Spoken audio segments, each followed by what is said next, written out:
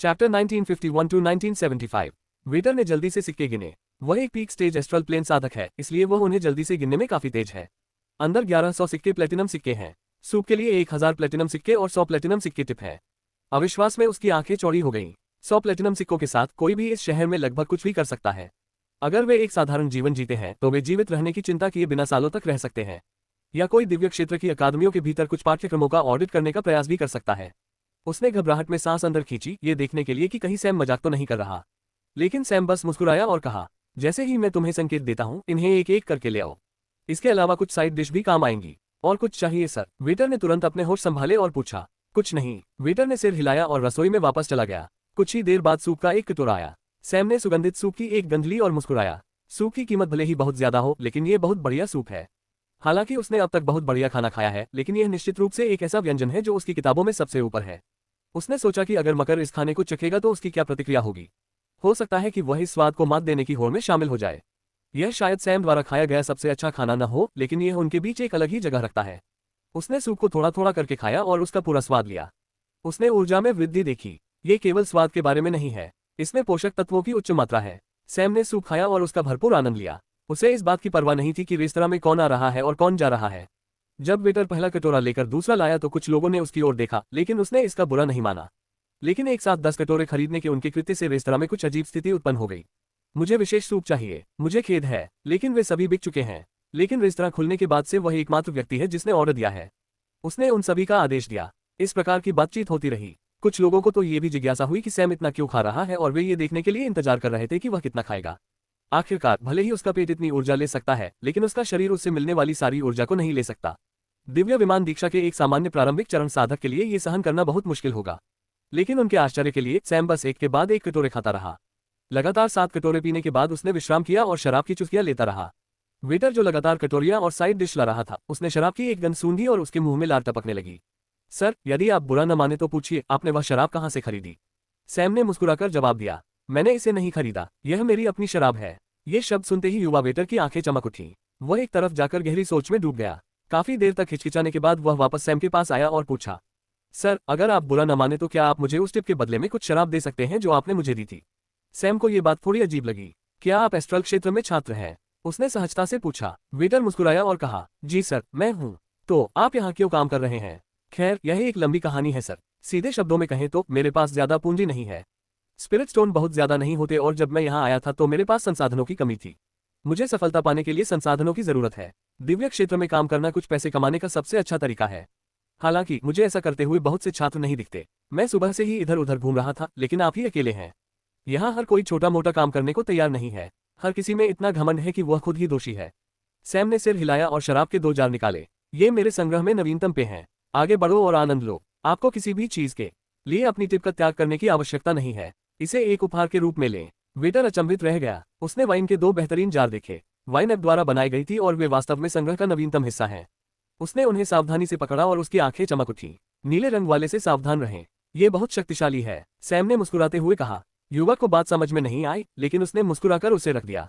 अब मेरे लिए एक और कटोरा लाओ। सही आ रहा है। युवा उछलकर चला गया और अगला कटोरा ले आया।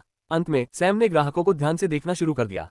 ये रात के खाने का सबसे अच्छा समय है। इलाके के सभी रेस्तरां में अधिक से अधिक लोग उमड़ रहे हैं। उसने खास तौर पर वर्दी पहने लोगों को देखा, ये देखने के लिए कि कहीं कोई उसके द्वारा तैयार किए गए जाल में तो नहीं फंसता। जैसे ही उसने सूप के 8 कटोरे धीरे धीरे पिए, उसे आखिरकार कुछ संभावनाएं दिखाई दी। जियोस की अकादमी के वस्त्र पहने हुए लोगों का एक समूह अभी अभी आया है। कुल 5 लोग हैं। आगे एक आदमी है और उसके बगल में एक महिला खड़ी है, जबकि बाकी 3 लोग उनके पीछे चल रहे हैं।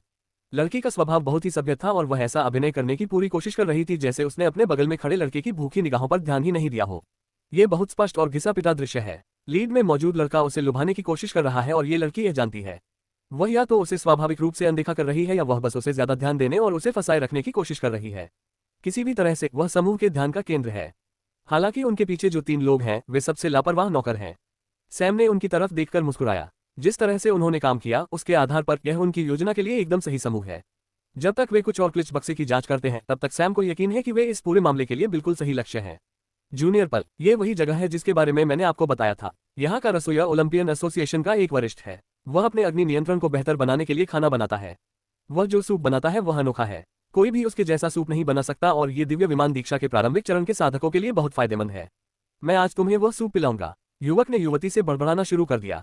युवती ने बैठते समय उसे एक विनम्र मुस्कान दी। युवाओं ने भी अपनी सीट ले ली और वेटर को बुलाया। सैम, जिसने इतनी दूर से भी बातचीत सुनी, वह संतुष्ट होकर मुस्कुराया। पहला चेक बॉक्स पूरा हो गया है। ये लड़का सूप के साथ उसे रिझाने आया है। यह कोई बुरा विचार नहीं है, लेकिन इसका बहुत बुरा असर होगा। वेटर मेज के पास गया और संयोग से वह वही आदमी था जो सैम की देखभाल कर रहा था। नमस्ते सज्जनों और महिला, हमारे रेस्तरां में आपका स्वागत है। आप क्या लेना चाहेंगे? उसने विनम्रता से उन्हें संबोधित करते हुए उन्हें मुफ्त पे पिलाया।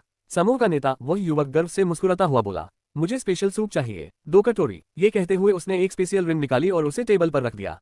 20,000 सोने के सिक्के कोई छोटा ढेर नहीं है, इसलिए वह स्पेशल रिंग का इस्तेमाल कर रहा है। युवक हैरान होकर जवाब का इंतजार कर रहा है।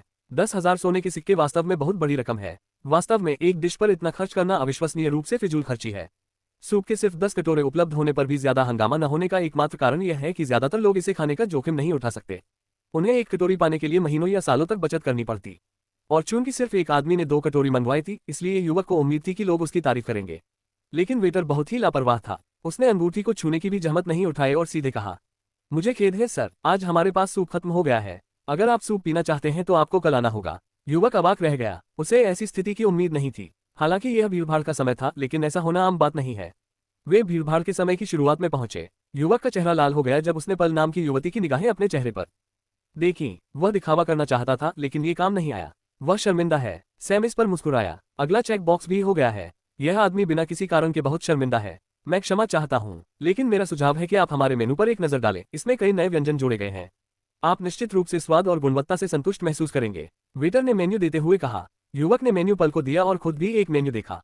वरिष्ठ रेन, मैं वास्तव में सूप का स्वाद चखने के लिए उत्सुक था क्योंकि आप इसके बारे में इतने आश्वस्त थे। बहुत बुरा हुआ। युवती ने उस जगह पर धक्का मारा जहां दर्द हो रहा था। एक और बॉक्स चेक किया गया। इसी समय सैम अचानक अपनी कुर्सी से चिल्लाया, वेटर, कृपया मेरा सूप दे दो। उसकी आवाज हर जगह गूंज उठी। इससे रेन और पल को उस पर ध्यान देना पड़ा। रेन और पल ने सैम की मेज की ओर देखा जो खाली प्लेटों और कटोरों से भरी थी। भले ही वेटर ने खाली सूप के कटोरे हटा दिए हों, सैम सभी तरह के साइड डिश का स्वाद थोड़ा थोड़ा करके ले रहा था, इसलिए उनमें से कई हैं और यह काफी आकर्षक है। इसके अलावा वाइन के क्रिस्टलीय जार भी बहुत आकर्षक हैं। उन सभी कटोरों के बीच रेन और पल ने सैम के पहले से मौजूद सूप के कटोरे पर ध्यान नहीं दिया। इसके बजाय उन्होंने अपना ध्यान वेटर पर लगाया। रेन ने विशेष रूप से उसे तिरछी नजर से देखा, लेकिन वेटर ने उसकी ओर ध्यान नहीं दिया। इसके बजाय उसने सैम की ओर मुस्कुराकर कहा, अभी ऊपर आ रहा हूं सर। जैसे ही ये शब्द उसके मुंह से निकले, पल ने भौहें सिकोड़ ली और एक ही समय में अपनी उलझन और हताशा व्यक्त की। अगर सूप पहले ही खत्म हो गया तो वह उसे कैसे देगा? तभी उसकी नजर रेन पर पड़ी, जिसे अपना चेहरा जलता हुआ महसूस हुआ। उसे शर्मिंदगी महसूस हुई और वह जल्दी से उठ खड़ा हुआ और टेबल पर जोर से पटक दिया। उसने वेटर की तरफ अपनी उंगली उठाई और जोर से चिल्लाया, अरे, क्या तुम्हें रेस्टोरेंट के नियम नहीं पता? तुम यहाँ कर्मचारी कैसे हो? हम सूप मांगने वाले पहले व्यक्ति हैं। तुमने हमसे झूठ बोलने की हिम्मत कैसे की कि तुम्हारा सूप खत्म हो गया और तुमने कहा कि तुम उसे दे दोगे? क्या तुमने उससे रिश्वत ली थी? उसकी आवाज पूरे रेस्टोरेंट में गूंज उठी। सबने वेटर, रेन और फिर सैम की तरफ देखा। कुछ लोग जो पहले से वहां थे और स्थिति को समझ रहे थे, वे एक पल के लिए स्तब्ध रह गए। फिर उन्हें समझ में आया कि क्या हुआ। इस आदमी ने सोचा कि वेटर सैम को दूसरों से ज्यादा तरजीह दे रहा है और उसे अपमानित महसूस हुआ।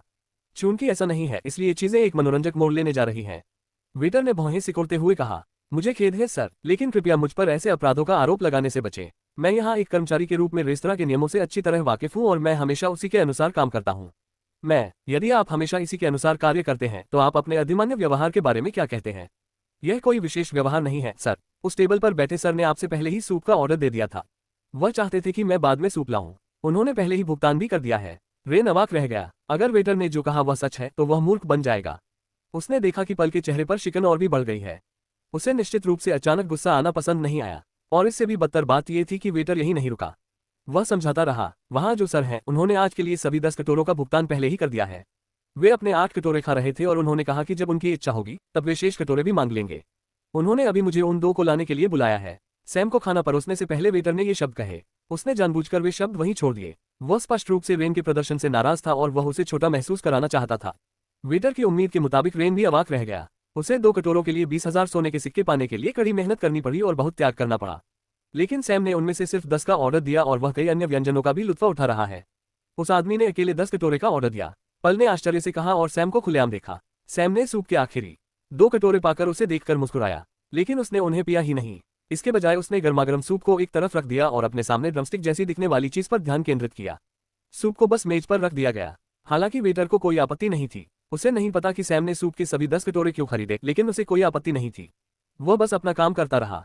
पल ने असमंजस में सूप के कटोरे और सैम को देखा। वह इसे पीने वाला नहीं है। मैंने सुना है कि यह गर्म होने पर सबसे अधिक प्रभावशाली होता है। अगर वह इसका पूरा लाभ नहीं उठाना चाहता था तो उसने इतना महंगा बर्तन क्यों खरीदा?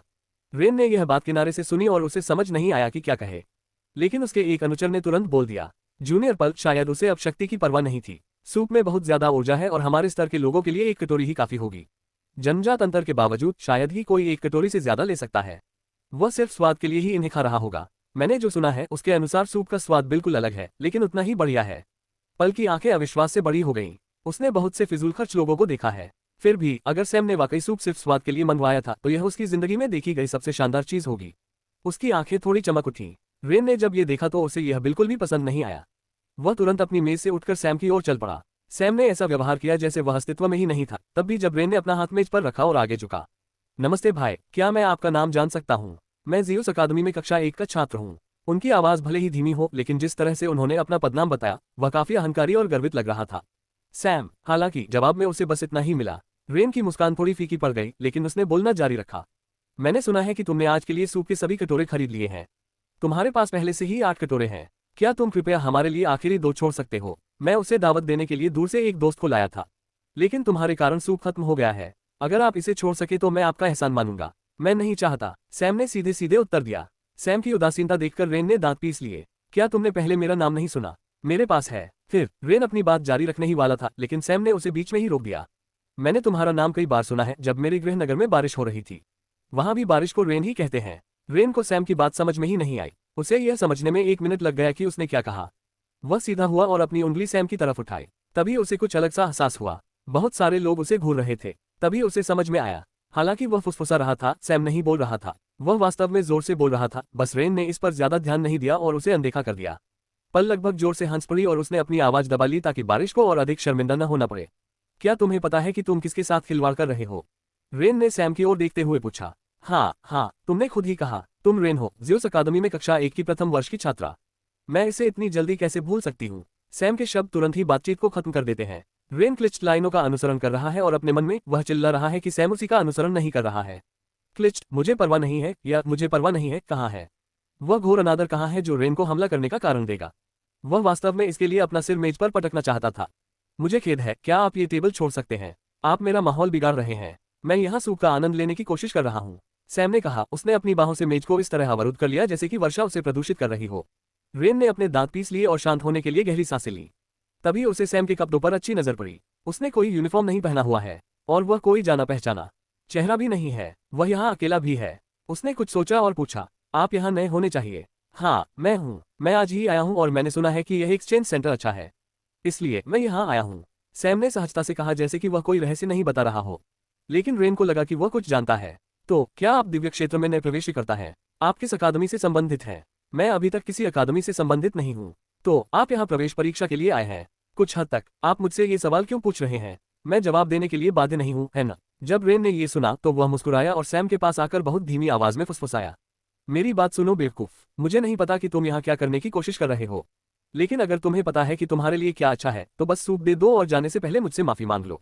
अन्यथा मैं ये सुनिश्चित करूंगा कि तुम किसी अकादमी में न जाओ। एक बार मैंने तुम्हारे बारे में कुछ बुरा कहा और तुम्हें जियोस अकादमी से काली सूची में डाल दिया तो तुम जीवन में किसी अन्य अकादमी में प्रवेश नहीं कर पाओगे। तो एक अच्छा लड़का बनो और यहाँ से चले जाओ। वह फिर से खड़ा हुआ और फिर एक सौम्य मुस्कान के साथ सैम के कंधे पर थपथपाया। तो याद रखना दोस्तों, मैंने क्या कहा था, ये प्रवेश परीक्षा में तुम्हारे लिए बहुत उपयोगी होगा। हर कोई हैरान है। आखिरकार रेन अभी कुछ देर पहले ही अपना आपा खोने वाला था, लेकिन अभी वो पूरी तरह से मिलनसार और सौम्य व्यवहार कर रहा है।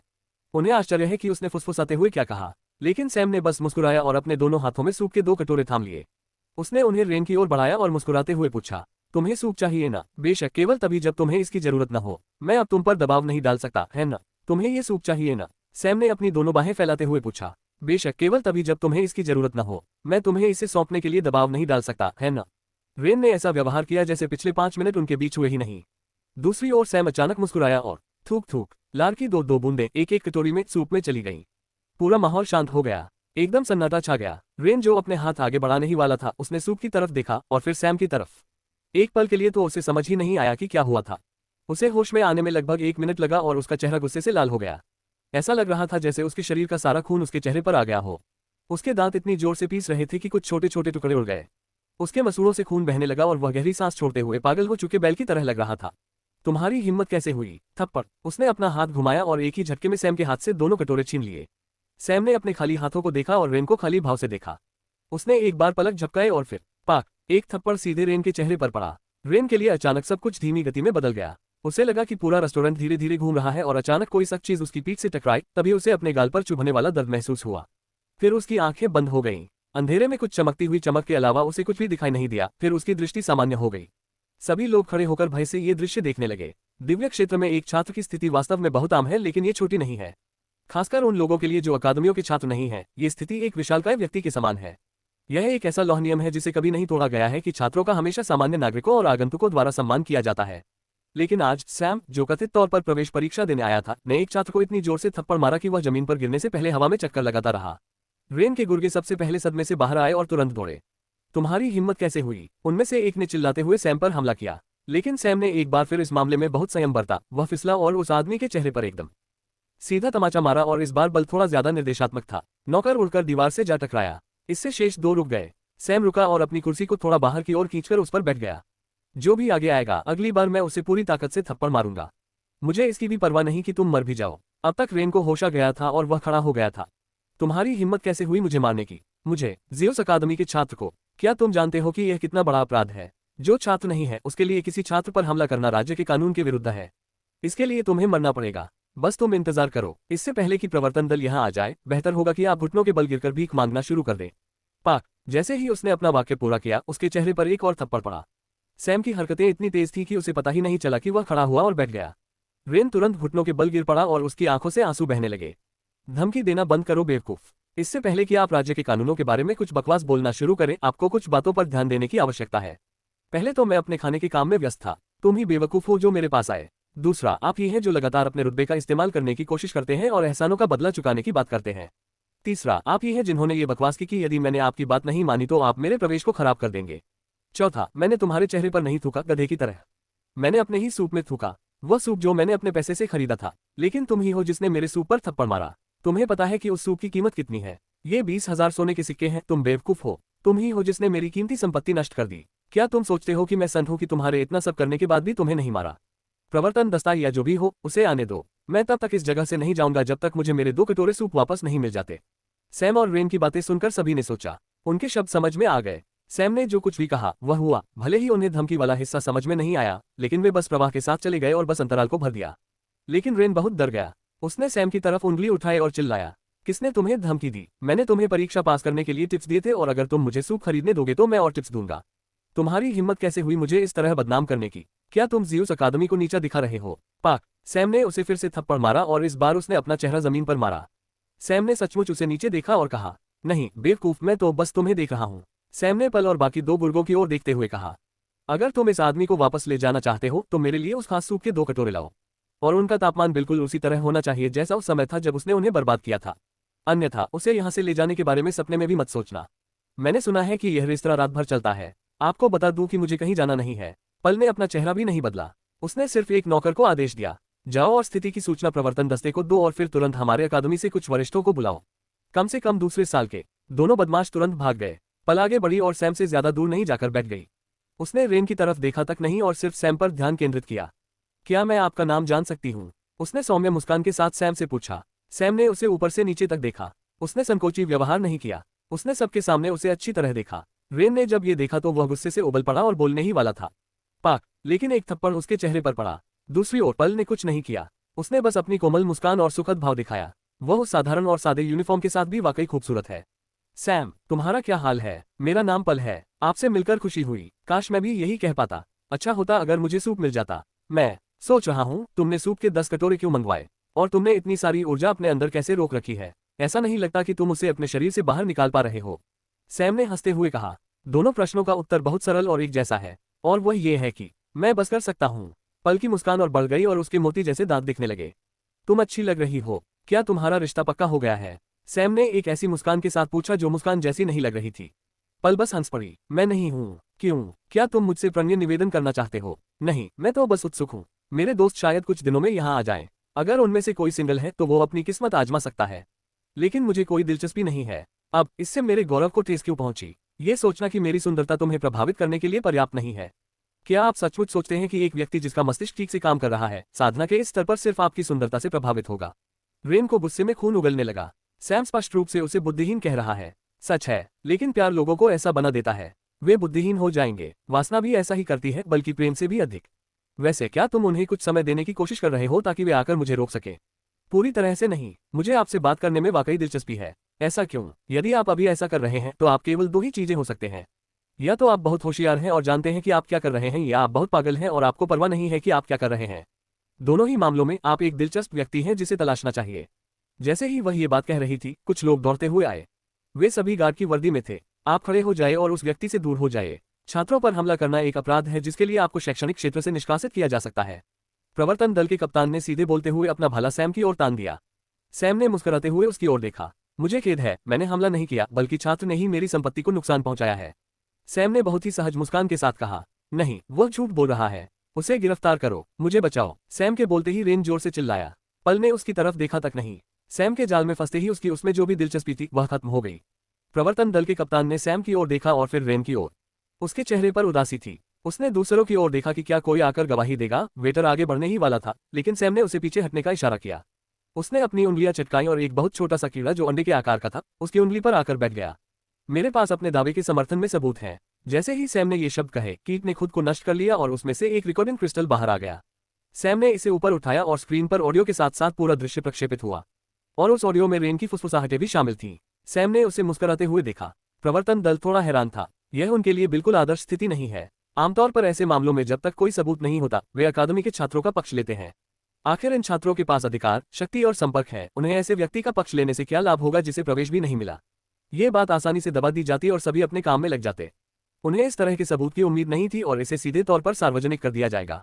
इस बात से जो व्यक्ति हैरान था वह खुद रेन था, क्योंकि जब उसने उन धमकियों को फुसफुसाया तो उसने एक बात सुनिश्चित की, अपनी आध्यात्मिक ऊर्जा से इसे छुपाना। यह एक ऐसी चाल है जिसका इस्तेमाल बहुत से उच्च स्तरीय साधक करते हैं। चूंकि साधकों की सुनने की क्षमता समय के साथ और भी तीव्र होती जाती है, इसलिए फुसफुसाहट को पकड़ना बहुत आसान होता है। इसलिए उन्होंने खतरों को छिपाने का पूरा ध्यान रखा, लेकिन फिर भी वे उसे पकड़ने में कामयाब रहे। तुमने कैसे? रेन ने लगभग सवाल ही बोल दिया। वह खुद को पूरी तरह से कहने से रोक नहीं पाया, लेकिन सैम ने सवाल समझ लिया। अगर मैं समझा भी दूं तो भी तुम नहीं समझोगे। सैम ने बिना ज्यादा सोचे समझे जवाब दिया। इस तरह की तरकीबें उसके लिए तोड़ना बहुत आसान है। इन चीजों के बारे में सोचना वास्तव में उसके समय की बर्बादी है। यह इतना आसान है। पल भी दंग रह गई, लेकिन वह आश्चर्य जल्द ही एक जिज्ञासा में बदल गया, क्योंकि उसने सैम की आंखों को देखा। सैम ने बिना आंख से संपर्क तोड़े उसकी ओर देखा। वे दोनों ये देखने की कोशिश कर रहे हैं कि क्या वे अपने विचारों को देख सकते हैं, लेकिन उनमें से कोई भी इसे उजागर नहीं कर रहा है। प्रवर्तन दस्ते ने रिकॉर्डिंग क्रिस्टल को देखा और दस्ते के कप्तान ने कहने से पहले एक लंबी सांस ली। क्या आप वह रिकॉर्डिंग क्रिस्टल दे सकते हैं? हम इसे इस घटना के सबूत के तौर पर जोड़ना चाहेंगे और हम आगे की जांच करेंगे। फिलहाल आप यहाँ और कोई हंगामा नहीं कर सकते। आप दोनों अपने अपने रास्ते जा सकते हैं और हम प्रवर्तन हॉल के जरिए इससे निपटेंगे। रेन को अचानक ऐसा लगा जैसे उसे बाहर निकलने का रास्ता दे दिया गया हो।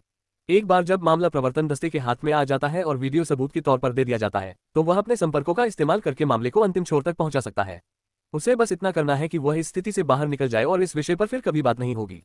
सैम ने एक क्षण सोचा और मुस्कुरा दिया। मुझे खेद है, मैं आपको सबूत के तौर पर वीडियो दे सकता हूं, लेकिन मैं अपने 2 कटोरी सूप पिए बिना यहां से नहीं जा सकता। वे मेरे प्रशिक्षण का हिस्सा हैं और मैं सफलता के कगार पर हूं। मुझे अभी उसी तापमान पर अपने 2 कटोरी सूप की जरूरत है। सभी लोग सैम को अजीब भाव से देख रहे थे। उन्होंने मेज पर रखे सूप के खाली कटोरे को देखा और उन्हें पहले से ही पता था कि उसने अपने लिए सभी 10 कटोरे कैसे मंगवाए थे। वे पहले से ही आश्चर्यचकित हैं कि वह बिना किसी कष्ट के अपनी सारी ऊर्जा को कैसे अपने अंदर बनाए रखता है। लेकिन अब वह कह रहा है कि वे 2 कटोरे उसके प्रशिक्षण का हिस्सा हैं। उन्हें लगा कि वह उन्हें मूर्ख बनाने की कोशिश कर रहा है। लेकिन मैंने सुना है कि हमारे स्तर का साधक केवल 1 कटोरी सूप की ऊर्जा ही संग्रहित कर सकता है। तो फिर 10 कटोरी सूप क्यों खा रहे हो? पल ने वह प्रश्न पूछा जो सबके मन में था। मुझे अपने और आम लोगों के मानकों के आधार पर मत आंकिए। मैं कितने कटोरे खाता हूं यह मेरा मामला है, चाहे मैं पूरी ऊर्जा का उपयोग कर रहा हूं या नहीं। और मैं उन कमजोर किसानों के मानकों के अनुरूप नहीं हो सकता जो 1 कटोरी से अधिक सूप नहीं खा सकते। मैं सक्षम और योग्य होने के लिए दोषी नहीं हूं। सैम ने कुछ ही वाक्यों से सबको नाराज कर दिया। अब तक ज्यादातर ग्राहक सैम के पक्ष में थे। वे कमजोर पक्ष का समर्थन करना चाहते थे और एक अच्छा शो देखना चाहते थे। लेकिन अब उसने सभी को अपने खिलाफ कर दिया है। हर कोई उस पर तीखी नजर रख रहा है। क्या हम उस व्यक्ति से आपके सूप का भुगतान करवा लें? हम अपनी जांच शुरू करने के बाद बाकी मामले पर बात कर सकते हैं। प्रवर्तन दस्ते के कप्तान ने बोलते समय सैम की ओर देखा। रेन ने कप्तान की ओर देखा और अनिच्छा से सिर हिलाया। हालांकि 20,000 सिक्के बहुत बड़ी रकम है, फिर भी वह दांत पीसकर इसे स्वीकार कर सकता है। लेकिन सैम अडिग था। नहीं, मुझे 20,000 सिक्कों की जरूरत नहीं है। मेरे पास अब पैसे की कमी नहीं है। मेरे पास सूप की कमी है। मुझे अब सूप की जरूरत है। .com। इस वक्तव्य के अंत में एक नया समूह आया। रेस्तरां में प्रवेश करते ही वे सभी पल की ओर दौड़े। बहन पल, क्या आपको चोट लगी है? आप ठीक तो हैं ना? समूह की नेता, जो एक महिला है, ने पूछा। उसके बाल बैंगनी थे और उसकी त्वचा किसी कारण से थोड़ी सख्त लग रही थी। वह मिश्रित नस्ल की हो सकती है। अभी यह पता नहीं चल पाया है कि वह किस नस्ल की है। पल ने बस सिर हिलाया और सैम और रेन की ओर इशारा किया। जूनियर रेन, जब तुम सिस्टर पल को बाहर ले गए थे तो मैंने तुमसे कहा था कि कोई परेशानी मत करना, फिर तुमने इतनी गंदगी क्यों फैलाई? इसके लिए तुम्हें 1 महीने के लिए स्कूल में सफाई का काम संभालना होगा। फिर उसने सैम की ओर देखा और यह जानकारी मिलने के बाद कि उसके पास भी सबूत है, उसने भौहें सिकुड़ते हुए कहा। देखिए मिस्टर, हमारे जूनियर ने बहुत बुरा काम किया है, लेकिन उसका कोई बुरा इरादा नहीं था। वह तो बस एक खूबसूरत लड़की के सामने दिखावा करना चाहता था। आप एक मर्द हैं, आपको समझना चाहिए कि यह कैसा होता है। बस मुआवजा ले लीजिए और इसे जाने दीजिए। मैं गारंटी दे सकता हूं कि अगर आप ऐसा करेंगे तो प्रवेश परीक्षाओं में आपको कोई परेशानी नहीं होगी। यदि आप ज़्यूस की अकादमी में प्रवेश पाले तो मैं आपकी थोड़ी मदद भी कर सकता हूं। सैम ने इस महिला को मजे से देखा। यह तो बहुत ही छिपी हुई धमकी है और इसमें लालच और धमकी भी है। वहां उसके लिए। सैम के कुछ बोलने से पहले ही महिला ने बोलना जारी रखा। मूलतः उनका मतलब यह था कि यदि वह ऐसा नहीं करेंगे तो उनके लिए मुसीबत खड़ी हो जाएगी। सैम के कुछ बोलने से पहले ही महिला ने बोलना जारी रखा। आप इधर उधर पूछ सकते हैं। मेरा नाम इरिल है। मुझे अपनी प्रतिष्ठा बनाए रखनी है, इसलिए आपको पता चल जाएगा कि मैं झूठ नहीं बोल रहा हूं। मैं एक क्षमाशील व्यक्ति हूं, लेकिन मैं इसे जाने नहीं दूंगा। यह मेरी मेहनत की कमाई है। इसे कमाने के लिए मुझे 1 घंटे काम करना पड़ा और मुझे रेस्तरां खुलने का इंतजार करना पड़ा और सूप के पैसे चुकाने के लिए जल्दी आना पड़ा। लेकिन जैसा कि मैंने कहा, मैं एक क्षमाशील व्यक्ति हूं। मुझे मेरे 2 कटोरे सूप दे दो। मैं इस अपराध को आगे नहीं बढ़ाऊंगा और उसे जाने दूंगा। आइरेल की भौहें गहरी हो गईं। उसने सैम की ओर देखा और फिर पल की ओर। शो देखते समय वह मुस्कुरा रही थी, इससे इरिल और भी निराश हो गई। पल को अपनी अकादमी में लाने के लिए उन्हें बहुत मेहनत करनी पड़ी, इसलिए पहले दिन ऐसा नजारा देखना उसके लिए बहुत बड़ा झटका है। उसने मन ही मन रेन को कोसा। उसने प्रवर्तन दस्ते की ओर देखा और वह एक कदम पीछे हट गया। ये स्पष्ट नहीं है, लेकिन वह स्पष्ट रूप से इस मामले में पीछे हट रहा है। वह फिर सैम की ओर मुड़ी और बोली, तुम इसे जाने दो। चूंकि यह वास्तव में मेरी ही गलती है, इसलिए मैं तुम्हें 5000 सिक्के और दूंगा। तुम ये सूप बाद में ले सकते हो। सैम ने वेटर की ओर मुड़कर पूछा, अगर मैं तुम्हें 5000 सिक्के और दूं तो क्या तुम मेरे लिए सूप के 2 कटोरे ला सकते हो? नहीं सर, रेस्तरां के नियम सख्त हैं। भले ही आप 1 लाख सोने के सिक्के दें, फिर भी 1 और चम्मच सूप मिलना असंभव है। 1 कटोरा तो और भी मुश्किल है।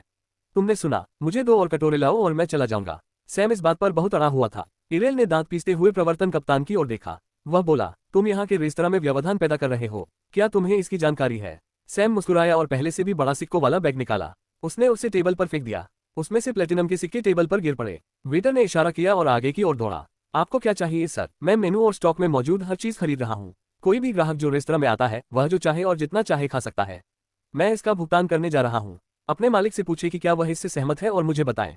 हर दर्शक इस दृश्य को देखकर हैरान रह गया। उन्हें इस स्थिति की बिल्कुल भी उम्मीद नहीं थी। इस दौरान उन्हें पता था कि सैम को परेशानी हो रही है, लेकिन उन्होंने यह मान लिया कि वह एक अज्ञानी और घमंडी व्यक्ति है। लेकिन मेज पर गिरते सिक्कों को देखकर वे एक बात पर बहुत स्पष्ट हैं, यह आदमी जानबूझकर परेशानी ढूंढ रहा है और यह अभी शुरू ही हुआ है। वेटर ने सिक्कों से भरे बड़े बैग को देखा और रसोई घर में भाग गया। इस बीच सभी ने बैग को देखा और घबराहट में सांस ली। ये टेबल पर रखे 10,000 प्लेटिनम सिक्के हैं। हर किसी के मन में कम से कम एक विचार आया कि बस कुछ गड़बड़ करने की कोशिश करनी चाहिए। इससे उनकी जिंदगी बदल जाएगी। सिर्फ आम नागरिकों के लिए ही नहीं, बल्कि छात्रों के लिए भी। दरअसल खास तौर पर शुरुआती छात्रों के लिए। यहाँ तक कि इरेल जैसे वरिष्ठ छात्र भी इसके प्रति आकर्षित होते हैं। लेकिन निस्संदेह वरिष्ठ लोग अधिक सतर्क होते हैं। वे यह नहीं समझ पाए कि जो आदमी इतना पैसा संभाल सकता है, वह उनके साथ इस तरह से परेशानी मोल लेकर क्या कर रहा है। सैम भी उन सभी को ध्यान से देख रहा है जो उस पर ध्यान केंद्रित कर रहे हैं। उसने अपनी ऊर्जा दृष्टि को भी सक्रिय किया और कुछ ऊर्जा संकेतों को चुना जो बढ़ रहे हैं। कुछ लोग वास्तव में सोच रहे हैं कि क्या उन्हें कोई कदम उठाना चाहिए। हालांकि वे पूरी तरह से मूर्ख नहीं हैं। यदि उन्होंने ऐसा किया भी तो यह अभी नहीं होगा। सभी लोग वेटर के आने का इंतजार कर रहे थे और उसे आने में ज्यादा समय नहीं लगा। वेटर ने उत्साह से सिक्कों का थैला उठाया और कहा, सर, शेफ ने आपका ऑर्डर स्वीकार कर लिया है। हमारे लिए इतना मूल्यवान ग्राहक बनने के लिए आपका धन्यवाद। उन्होंने अगले 6 महीनों के लिए आपके लिए एक निःशुल्क भोजन योजना भी पेश की है। आप यहाँ जितना चाहें उतना खा सकते हैं और आपसे कोई शुल्क नहीं लिया जाएगा। वेटर ने प्रवर्तन दस्ते या ज़्यूस अकादमी के छात्रों की भी परवाह नहीं की, बल्कि वह सीधे अपने पैसे लेकर रसोई में चला गया। सैम ने हंसते हुए मेज पर थपथपाया। अब मुझे यकीन है कि शेफ को कोई आपत्ति नहीं होगी, इसलिए जब तक मुझे सूप के 2 कटोरे नहीं दिए जाते मैं नहीं जाऊंगा। इससे प्रवर्तन दस्ते को अजीब स्थिति का सामना करना पड़ा। उनका मानना था कि रेस्तरां ही उनकी सबसे बड़ी उम्मीद है और चूंकि वे सभी ओलंपियन स्कूलों से हैं, इसलिए उन्हें लगा कि मालिक उनका पक्ष लेगा। लेकिन सैम ने पैसे देकर इसे खरीद लिया। ज़्यूस स्कूल के ये बच्चे जो कुछ भी प्रदान कर सकते थे, उसकी तुलना में ये कहीं अधिक ठोस लाभ था। वे नहीं जानते थे कि क्या करें। इस समय इरेल ने एक गहरी सांस ली और प्रवर्तन दस्ते की ओर मुड़ा। हम जांच के लिए तैयार हैं। प्रवर्तन दल मामले की जांच जिस तरह चाहे कर सकता है और एक बार जब मामला सुनवाई के लिए जाएगा तो रेन को जो भी सजा दी जाएगी उसे भुगतना होगा। लेकिन यह मामला छोटे स्तर का है। इसमें ज्यादा से ज्यादा निजी संपत्ति को नुकसान पहुंचाने का मामला है और चूंकि व्यक्ति खुद अपना अपराध स्वीकार कर रहा है और सजा का इंतजार कर रहा है, इसलिए पीड़ित को अपराधी को रोकने की जरूरत नहीं है। ऐसा करके पीड़ित बड़ा अपराध कर रहा होगा, यह एक अलग मामला होगा। इससे हमें अपने साथी छात्र को वापस लाने का अधिकार मिलता है। आप यहाँ के नियम जानते हैं। हम अपने जूनियर को वापस लाने के लिए जो कुछ भी कर सकते हैं, करेंगे। आप उस मामले की भी जांच कर सकते हैं। सैम ने इरिल को मुस्कुराते हुए देखा। आखिरकार उसने अपना धैर्य खो दिया और निर्णायक कदम उठा रही है। वास्तव में वह चाहता था कि उसने ये काम पहले ही कर लिया होता। वरिष्ठों का समूह मध्य चरण दिव्य विमान दीक्षा साधकों से भरा हुआ है। सैम के लिए ये परीक्षण करना एकदम सही है कि वह अभी कितना मजबूत है, लेकिन उसे निराशा होती है कि यह कदम उठाने वाला कोई वरिष्ठ नहीं है। प्रवर्तन दस्ते के कप्तान ने चुपचाप इरेल की बातों पर सहमति जताते हुए वहीं खड़े रहे। इस बीच इरेल ने अपना संचार उपकरण निकाला और कुछ लोगों को बुलाया। 2 मिनट के भीतर 10 लोगों का एक नया समूह आ गया। उन्होंने भी वही ज़्यूस अकादमी के कपड़े पहने हुए हैं और उनके कपड़े भी पल और रेन के जैसे ही हैं। ये जूनियरों का समूह है। बारिश, मुझे पहले से ही पता था कि तुम कुछ गलत करने वाले हो जब तुमने आज जूनियर पल को बाहर निकालने की इतनी कोशिश की। मुझे तुम्हें उसे बाहर नहीं ले जाने देना चाहिए था। तुमने उसकी नजरों में हमारी अकादमी का नाम खराब कर दिया। युवक ने पल की प्रतिक्रिया जानने के लिए उसे तिरछी नजरों से देखते हुए कहा, लेकिन उसने कोई प्रतिक्रिया नहीं दिखाई। उसकी आंखें मनोरंजन में सैम पर टिकी हुई हैं। वह ये देखने के लिए उत्सुक है कि वह क्या करने जा रहा है। इरेल ने जूनियरों के नए समूह को देखा और कहा, रेन को वापस लाओ, हमें अकादमी वापस जाना होगा और पूरी घटना की रिपोर्ट छात्र परिषद को देनी होगी। ये यही खत्म नहीं होने वाला है। आखिरी वाक्य उसने सैम की ओर देखते हुए कहा था। हालांकि वह खुद आगे बढ़कर उसे मारना चाहती थी, लेकिन ज़्यूस अकादमी ने आज बहुत सम्मान खो दिया। वह सीनियर होने और जूनियर को मारने के कारण उसमें इजाफा नहीं करना चाहती थी, लेकिन अगर जूनियर आपस में लड़ते हैं तो यह अलग बात है। छात्रों के समूह ने तुरंत अपना कदम उठाया। पूरा दृश्य देख रहा वेटर अचानक घबरा गया। वह सैम को बहुत पसंद करता था और देखना चाहता था कि क्या वह इस घटना से बचकर निकल पाएगा। दूसरी ओर सैम भी उतना ही शांत है। अगर लोग एक ही स्तर के हैं तो लड़ाई की नौबत ही नहीं आती। यहाँ तक कि यहाँ का स्तर भी उतना अच्छा नहीं है। रेन को अंततः कुछ उम्मीद दिखी, क्योंकि समूह में से पहले व्यक्ति ने जैसे ही हमला किया उसने भी ऊर्जा एकत्र की और सैम पर पीछे से एक जोरदार प्रहार करने वाला था। लेकिन इससे पहले कि वह ऐसा कर पाता, सैम ने अपना कदम आगे बढ़ा दिया। उसने कुर्सी पर अपना हाथ दबाया और हवा में लात मारी। उसका पैर उसके सिर के ऊपर से होते हुए रेन के चेहरे पर अप्राकृतिक तरीके से लगा। रेन को ऐसा लगा जैसे वह हथौड़े से ठोकी गई कील हो। एक पल के लिए उसे कुछ भी दिखाई नहीं दिया। अपना पैर पीछे लाते हुए सैम ने अपनी एड़ी से हमलावर के सिर पर जोरदार वार किया जो आगे की ओर झपटा था। धमाका, दुर्घटना। लात सीधे मुकुट पर लगी और उस व्यक्ति का माथा तथा चेहरा लकड़ी के फर्श पर जा लगा। उसका सिर लगभग अदृश्य हो गया था क्योंकि वह फर्श के नीचे चला गया था। बेहोश होने से पहले उसका शरीर थोड़ा कांप उठा। सभी लोग चुप हो गए। रेन ने अंततः अपने सिर पर आश्चर्यजनक प्रभाव महसूस किया। उसने देखा कि वह एक बार फिर घुटनों के बल बैठा है और उसके एक सहपाठी का चेहरा लकड़ी के फर्श पर दबा हुआ है। पूरे रेस्तरां में सन्नाटा छा गया और सभी हमलावर वहीं रुक गए। मैं आज सूप के बिना नहीं जाऊंगा। अगर तुम लड़ाई करना चाहते हो तो चलो, लेकिन मेरा विश्वास करो, तुम्हें मुझे मारने के लिए तैयार रहना चाहिए ताकि मैं आज तुम्हारे सहपाठी को मेरे 2 कटोरे सूप के बिना जाने दूं। इरेल का आभामंडल भड़क गया जब उसने देखा कि सैम कितना सहज था। जूनियर जो सिर्फ रेन का मजाक उड़ा रहे थे और उस पर हंस रहे थे, वे एक और कदम उठाने से बहुत डर रहे थे। वे स्पष्ट रूप से समझ गए थे कि सैम उनसे ज्यादा मजबूत है और वे स्कूल वर्ष की शुरुआत में बहुत ज्यादा चोटिल होने का जोखिम नहीं उठाना चाहते थे, लेकिन वे आयरलैंड की बुरी नजर में भी नहीं आना चाहते थे। सौभाग्यवश इरेल ने उन्हें पीछे हटने को कहा तथा उनसे निपटने के लिए एक वरिष्ठ अधिकारी को भेजा। अगर तुम्हें मारना पड़े तो उसे मार डालो, हम इसे और लंबा नहीं होने दे सकते। भीड़ हर पल बढ़ती जा रही है। उसने रेस्तरां के बाहर लोगों के समूह को देखते हुए कहा, यह अब एक वायरल खबर बनने जा रही है। शैक्षणिक क्षेत्र में हर कोई इसके बारे में नहीं जानता और उन्हें ज़्यूस अकादमी का चेहरा बचाने के लिए एक बयान देना चाहिए। वरिष्ठ व्यक्ति हाथ में तलवार लेकर आगे बढ़ा। प्रवर्तन दस्ते का कप्तान ऐसे घूम गया जैसे उसे पता ही नहीं कि क्या हो रहा है। जैसे ही तलवार सैम की ओर बढ़ी, उसने आखिरकार एक गंभीर कदम उठाया। रीपा तलवार उसके हाथ में आ गई और उसने हमले को रोक दिया। तलवार की धार ने सभी को चौकन्ना कर दिया। उनके चारों ओर का वातावरण और भी तेज हो गया। सैम ने महसूस किया कि वार का असर उसके शरीर से होते हुए कुर्सी और फर्श तक जा पहुंचा। सीनियर को इस बात से कोई फर्क नहीं पड़ा कि सैम ने उसे रोक दिया। इसके बजाय वह मुस्कुराया और जल्दी से दूसरा हमला किया। तलवार सैम की तलवार से टकराई और सैम के पैर पर निशाना साधा। सैम कुर्सी पर कूद गया और तलवार के वार से बचने के लिए खुद पर वार करने से पहले ही उसे चकमा दे दिया। कुर्सी के कारण वह ऊंची जगह पर था, इसलिए उससे निपटने के लिए प्रतिद्वंद्वी ने कुर्सी पर वार किया, जिससे सैम का संतुलन बिगड़ गया और उसी समय उसने उस पर हमला भी कर दिया। सैम पीछे हट गया, लेकिन उसके लिए यह कोई अजीब स्थिति नहीं थी। उसने कुशलता से हवा में वार किया और वार को रोक दिया। फिर आगे बढ़कर उसने जमीन पर उतरते हुए सीनियर पर वार किया। सब कुछ एक पल में घटित हो गया। सैम और उसके प्रतिद्वंद्वी ने एक कदम पीछे हट लिया। प्रतिद्वंद्वी अब बहुत ज्यादा सतर्क हो गया है। वह आगे की ओर झुका क्योंकि उसके चारों ओर हवा की ऊर्जा संघनित हो गई थी। उसने अपनी सारी ऊर्जा अपने ब्लेड में इकट्ठा कर ली और उसकी चाल बदल गई। भले ही उन्होंने फ्यूजन को सक्रिय नहीं किया, लेकिन ऐसा लग रहा था कि वे हवा में घुल रहे हैं। उनका फुटवर्क बेजोड़ था। सैम एक पल के लिए उसे पकड़ नहीं पाया और जब हमला लगभग जमीन पर ही था तभी वह उसे रोकने में कामयाब हो पाया। लेकिन हवा की ऊर्जा ने उसकी छाती पर वार किया, जहां उसने हमले को रोक दिया। प्रभाव को कम करने के लिए तथा ये सुनिश्चित करने के लिए कि वह ज्यादा कट न जाए, उसे पीछे की ओर खिसकना पड़ा। सैम ने रीपर तलवार को कसकर पकड़ लिया और आगे बढ़ा। हवा की ऊर्जा से संघनित तलवार उस पर आ गिरी। ऐसा लग रहा था मानो तलवार का एक बहुत बड़ा तूफान उस ब्लेड का पीछा कर रहा हो। सैम ने उस हमले को रोक दिया और उसकी ऊर्जा दो शैलियों के संयोजन से तलवार में प्रवेश कर गई। रिपल और रिपेल स्टाइल। हवा की ऊर्जा जो सैम के ब्लेड को पार करके उसके शरीर तक जाने की कोशिश कर रही थी, कुछ ही समय में नष्ट हो गई। प्रतिद्वंद्वी हैरान रह गया, लेकिन सैम ने उसे संभलने का समय देने के बारे में नहीं सोचा। इससे पहले कि वह कुछ सोच पाता, सभी ने एक जोरदार धमाका सुना। धमाका बूम। धमाके के बाद एक सघन विस्फोट हुआ और यह सब प्रतिद्वंद्वी के कंधे पर हुआ। प्रतिद्वंद्वी चौंक गया। वह अब अपना हाथ नहीं उठा सका और उसने असमंजस में सैम की ओर देखा।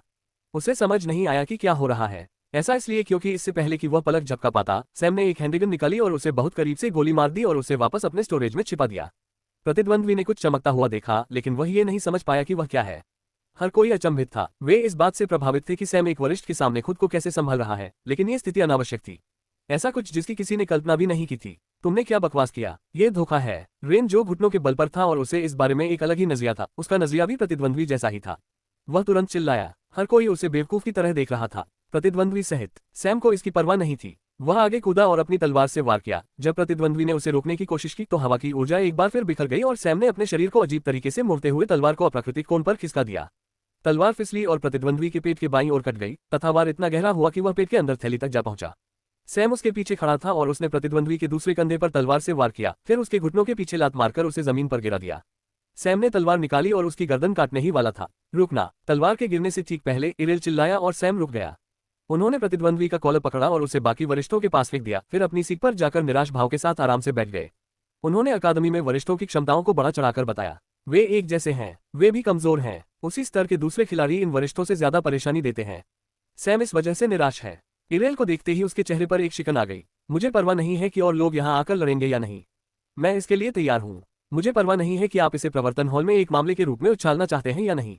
मैं इसके लिए भी तैयार हूँ, लेकिन मैं तब तक नहीं जाऊंगा जब तक मुझे इस रेस्तरां से 2 कटोरी सूप नहीं मिल जाता। और इनके बिना यह आदमी कहीं नहीं जा सकता। जैसा कि सैम ने कहा, उसने रेन की ओर इशारा किया। क्या तुम्हें पता भी है कि तुम क्या कर रहे हो? तारांकन पक। सैम द्वारा सीनियर को हराने के सदमे से बाहर आने के बाद रेन ने एक बार फिर बड़बड़ाना शुरू कर दिया, लेकिन एक जोरदार थप्पड़ उसके चेहरे पर लगा और वह गिर पड़ा।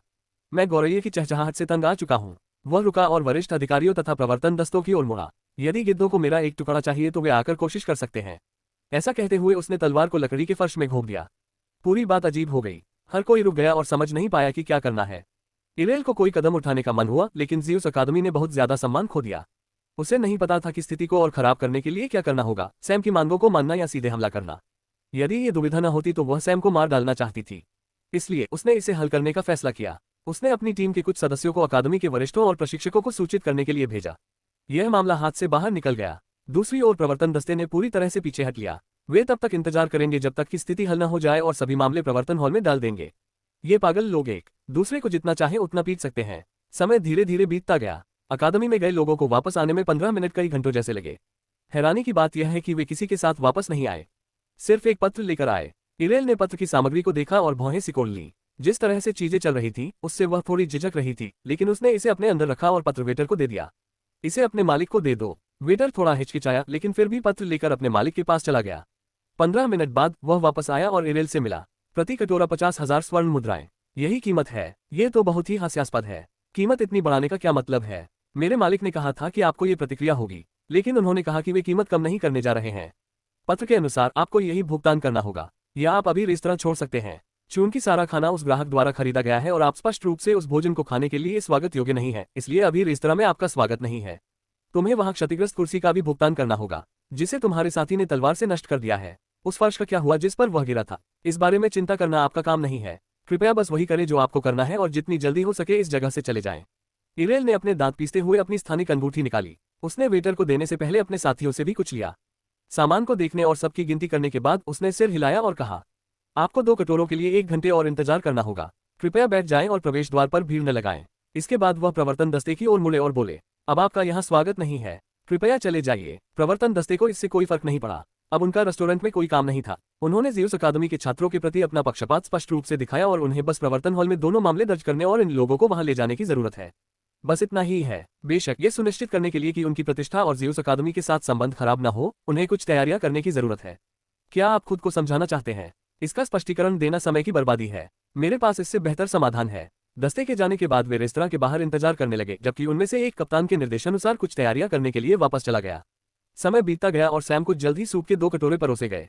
अब उसे जाने दो। नहीं, सूप को उस तापमान पर आने दो जिस पर मैं चाहता हूँ, सैम ने रेन को आगे बढ़ने से रोकते हुए कहा। उसने ऐसा अपनी टांग फैलाकर किया, बिना उनकी स्थिति की परवाह किए। सूप के थोड़ा ठंडा होने के बाद ही सैम मुस्कुराया और उसने अपना पैर रोककर उसे रोका। रेन ने शर्मिंदगी में अपने दांत पीसते हुए अपने वरिष्ठों के पास चला गया। उसने पल की ओर देखा जो बहुत देर तक चुप रही। वह अभी भी सैम की ओर देख रही थी जो सूप बनाने में व्यस्त था। सभी ज़्यूस छात्र भी चले गए। सैम ने अपना सूप खत्म किया और बाहर चला गया। उसने अपने हाथ जेबों में डाले हुए थे और वह इत्मीनान से नीचे उतरा, जबकि उसे प्रवर्तन दस्ते ने घेर रखा था।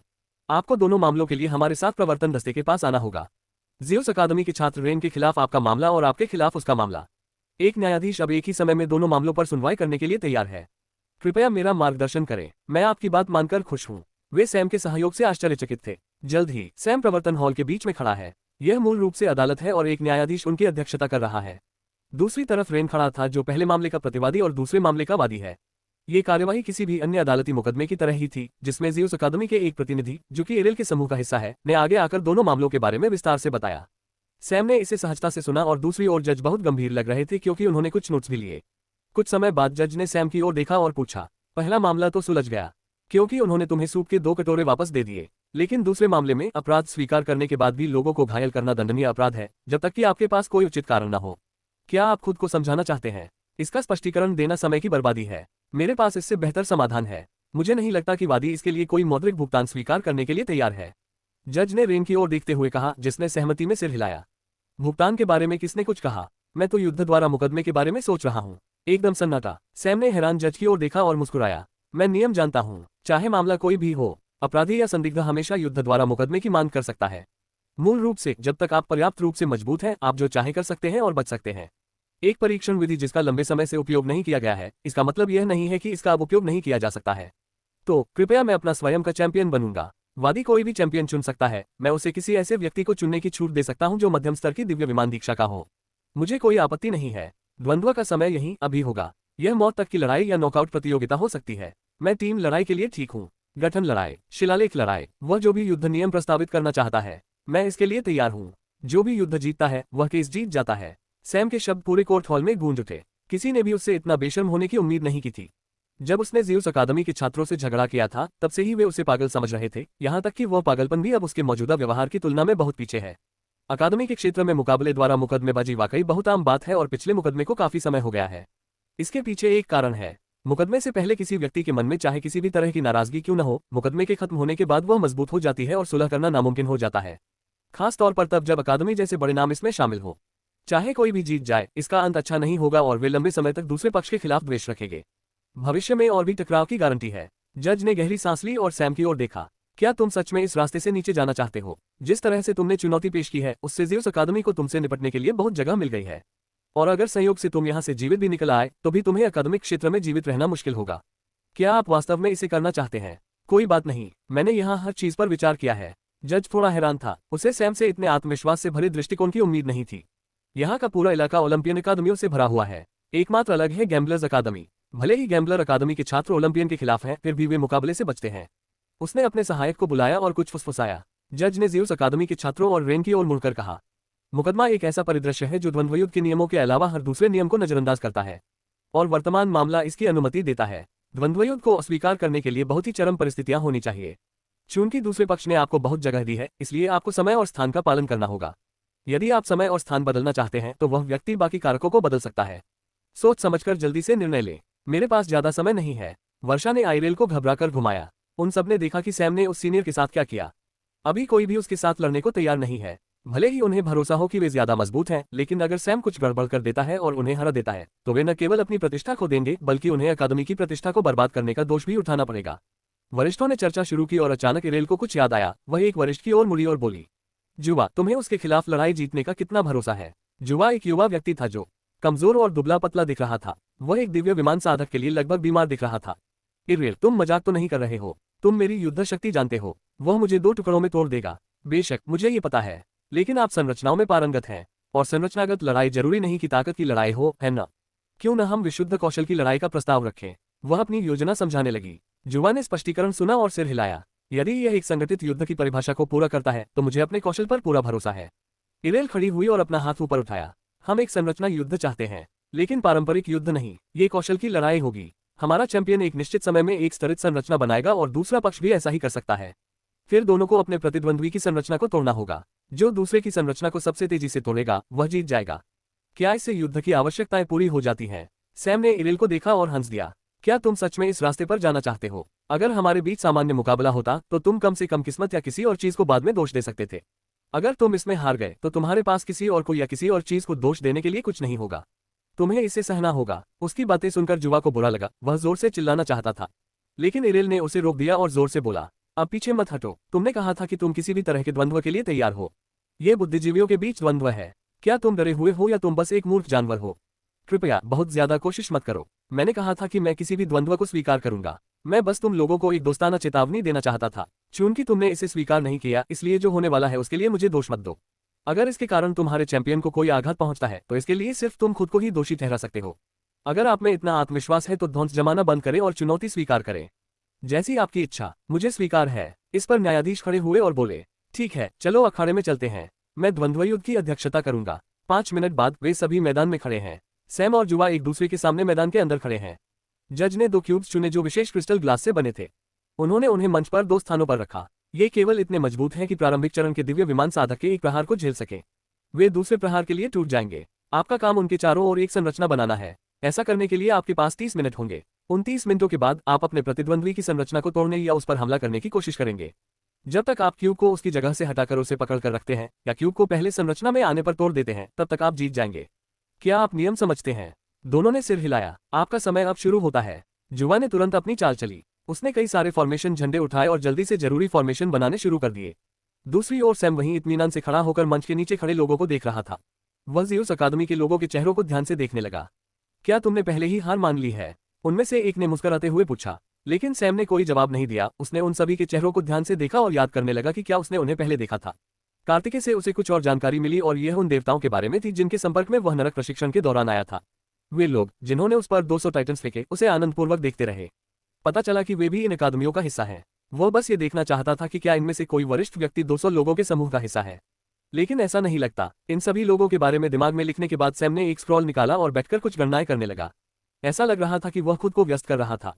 दूसरी ओर जुवा को इस बात की परवाह नहीं थी कि उसके आसपास क्या हो रहा है और वह पूरी लगन से फॉर्मेशन पर काम कर रहा था। जब लगभग 10 मिनट बचे थे तभी उसने सैम की ओर देखा और ये देखकर आश्चर्यचकित रह गया कि उसने अभी तक कुछ भी शुरू नहीं किया था। सैम ने फिर उसकी तरफ देखा और मुस्कुराते हुए अपना पैर मंच पर पटक दिया। मंच थोड़ा बदल गया और पत्थर की सतह से कुछ हाथ बाहर निकल आए। ये पृथ्वी तत्व का हेरफेर है। सेना ने झंडे थाम लिए और तेजी से अपनी संरचना बनानी शुरू कर दी। और 10 मिनट के भीतर सैम ने जुवा के साथ ही अपनी संरचना बना ली। जुवा का गठन अच्छी तरह से मजबूत लग रहा था। बिजली की ऊर्जा ने उसके चारों ओर एक पिंजरा बना दिया था।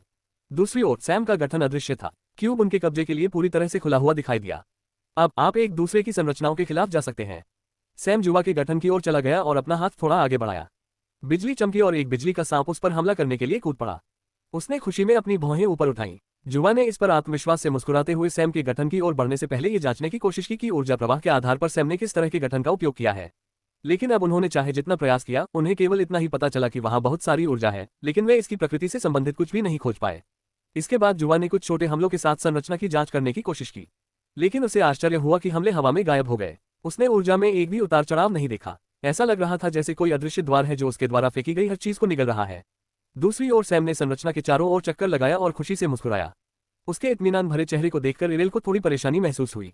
वह जुवा के करीब गई और फुसफुसाते हुए पूछा, क्या आपको संरचना पर भरोसा है? ऐसा क्यों लग रहा है कि उस आदमी को कोई परेशानी नहीं हो रही है?